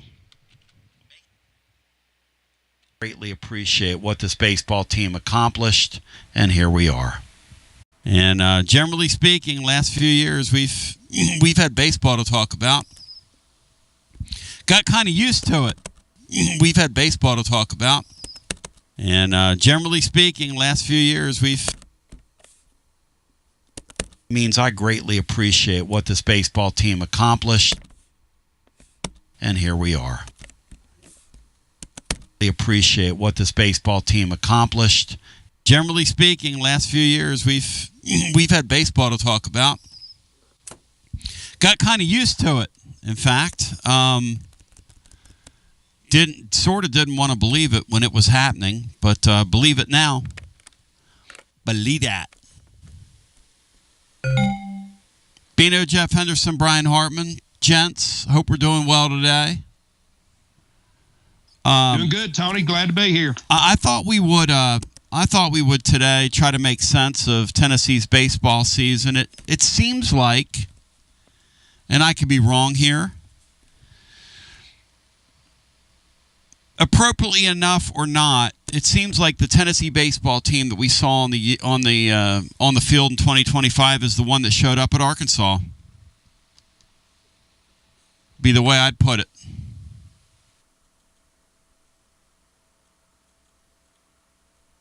Great run. Yeah, Tony, I think. Yeah, go ahead. I think we are who we are. We are who we thought we were. Yeah, great run for these guys. Will Heflin, I was listening to him getting ready in here this morning. I didn't hear the whole show yesterday. The beauty of starting something is that Laura and I help him get going, and then we just let him do his thing. So people wondering if I'm out there monitoring every second of Will. No, I'm not, because I trust him. And he's going to come back next year and do it again, and we're excited. And you'll be hearing him in the summer and the fall with us, because he loves college football as well, and he's got a lot to say. One thing Will Heflin said yesterday while I was in here just preparing and was learning the chords to Stevie Wonder's Do I Do. Brian Hartman was probably here monitoring that when I was playing, which for those of you musically inclined is in the key of B, but it's a great song because it changes. It doesn't change keys, but it's got a really slick little middle part to it. Stevie Wonder's incredible. What a genius. All right, so one thing that I heard Will say, though, while I was in here kind of fiddling around on my guitar and getting ready for the show, is that this team, for whatever reason, unlike past Tony teams, and Brian, I want your thoughts, and then we'll go to the phones at 865-200-5402, because this is not one of these, you're changing the deal or hiding the cheese, or listen. This team didn't have to do anything at Arkansas for me to say they've had a great year. For defending national champion to get back to where they were is great. It looks like we're going to have, Bri, correct me if I'm wrong, all new teams at Omaha. Is that right, Bri? In terms of from last year? Yes, the entire field that was there last year, they're all out, all 8 of them. And if you go back 2 years, 23 and 24, only one team that made the College World Series, LSU, will make it this year. And Brian, will you have that as your full report for tomorrow? Because I need a full report from you on stuff like that. I'm working up some stuff right now. Thank you. You've been on your game. So over at the blog at tclub.team, where Matt Dixon filed a couple thousand report. And look, we sent Matt there and gladly did. He went down there with Tina. They had a great time. That's, listen, Matt needed to see a place like that, a guy that loves college baseball. And I have no ill feelings, harbor no ill feelings toward Arkansas. I know some people are all tore up over the Root kid. And listen, that kid, and it's college baseball. It's college baseball. When you carry on the way Andrew Fisher carried on this year, you're going to get that. When guys are scouting you on tape, you're going to get that. And we've done that to people constantly. So I will not get on a microphone here and bitch about that. I got no sour grapes over Arkansas, nothing. I mean, to me, it wouldn't bother me if that veteran coach went and won the thing. The point I'm trying to make, though, is what Brian was talking about, is this is a sport where Tony Vitello got there 3 out of 5 years. Brian, give me that stat again about Omaha. So none of the teams this year are repeating. And then if you go back 2 years, Brian, how many teams are there that were there 2 years ago?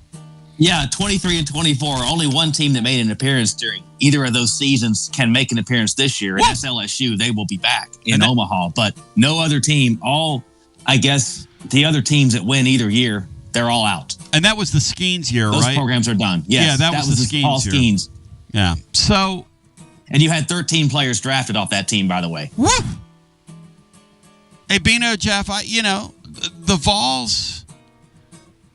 Vols had holes this year offensively and holes defensively, and those holes were on display for the entire world to see over the weekend. And I'm not blaming our catching situation, but Heflin made a great comment to me off the air, which bears repeating on the air. You wouldn't mind me saying this. Tennessee would have had their starting catcher if that team would have been good enough as a baseball team to knock Wake Forest out. As a lot of these frontline teams do, getting through a regional, you knock them out on that Sunday. You don't go to Monday. You knock them out on Sunday. And Doyle's not needed either and to Doyle's close out Monday. And that's the whole point. He said two things happened there. Doyle's not needed, so he's a completely different pitcher because he didn't have it. And that's okay. He gave his best. He's like these guys, I got no fault with any of them. They played hard. They represented the school well. They played with a lot of flair. I wish they were a little more ballsy like past Tony teams have been, which leads me to the point Will was making, which is this team doesn't punch back. They didn't punch back all year. He said these guys get down a couple runs, and that's it. And you knew that yesterday. When that grand slam left that ballpark, he said past additions, middle innings down 4 or 5 runs. Okay. Past Tony Vols teams. This group here, Bino, and I don't know whether it's the punch or the punch, but they got too much punch in their lineup to punch back. So it's either the punch or the punch, Bino. And I give Tony a lot of credit because he kept those 2 regulars in there and rode them right off the tracks, and they went right off the tracks with them. I know people want to criticize that, but that's who the guy is, man. He made no lineup changes. And the kid, Bino, that a lot of people wanted to see out there in left field, hit a home run in the 9th inning. So you can't – there's always drama around this team or always storylines, I guess. Yeah, I think a lot of the inability to punch back, Tony, is we had ability to punch back throughout the lineup over the last number of years. We did not this year. It was a team that was just much more mortal and flawed than what we've become accustomed to here. You know, a team that struggled mightily defensively, never found a third starter, and couldn't seem to find consistent firepower other than Keelan or Fisher to overcome it. So it was just a more flawed team than we're accustomed to. And I would certainly like to see Tony be a little bit less rigid lineup-wise going forward. But his loyalty to upperclassmen isn't, you know, it's not only him in that profession. Most coaches are that way to a fault. And at times it hurts you. At times it helps you when you're out on that recruiting trail and you get in tight situations. A lot of the guys that he stuck with down through the years have come through in those situations. In this instance, these guys just didn't reward him for his loyalty. Yeah. When Abernathy is second on the team in RBIs over the weekend with only 1 at bat, that might be a problem. When your 7, 8, 9 hitters from a year ago were more productive in the tournament than your 4, 5, and 6 hitters this year, 4, 5, and 6. Wow, that might be a problem. Those 4, 5, and 6 guys were. Let me think of a word here. Those guys were atrocious.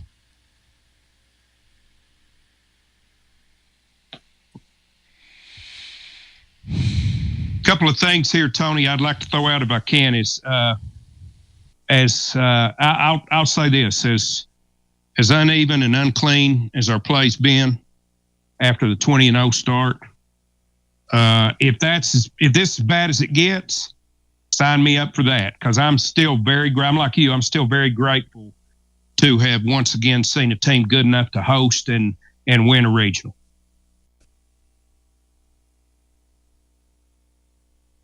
And what else?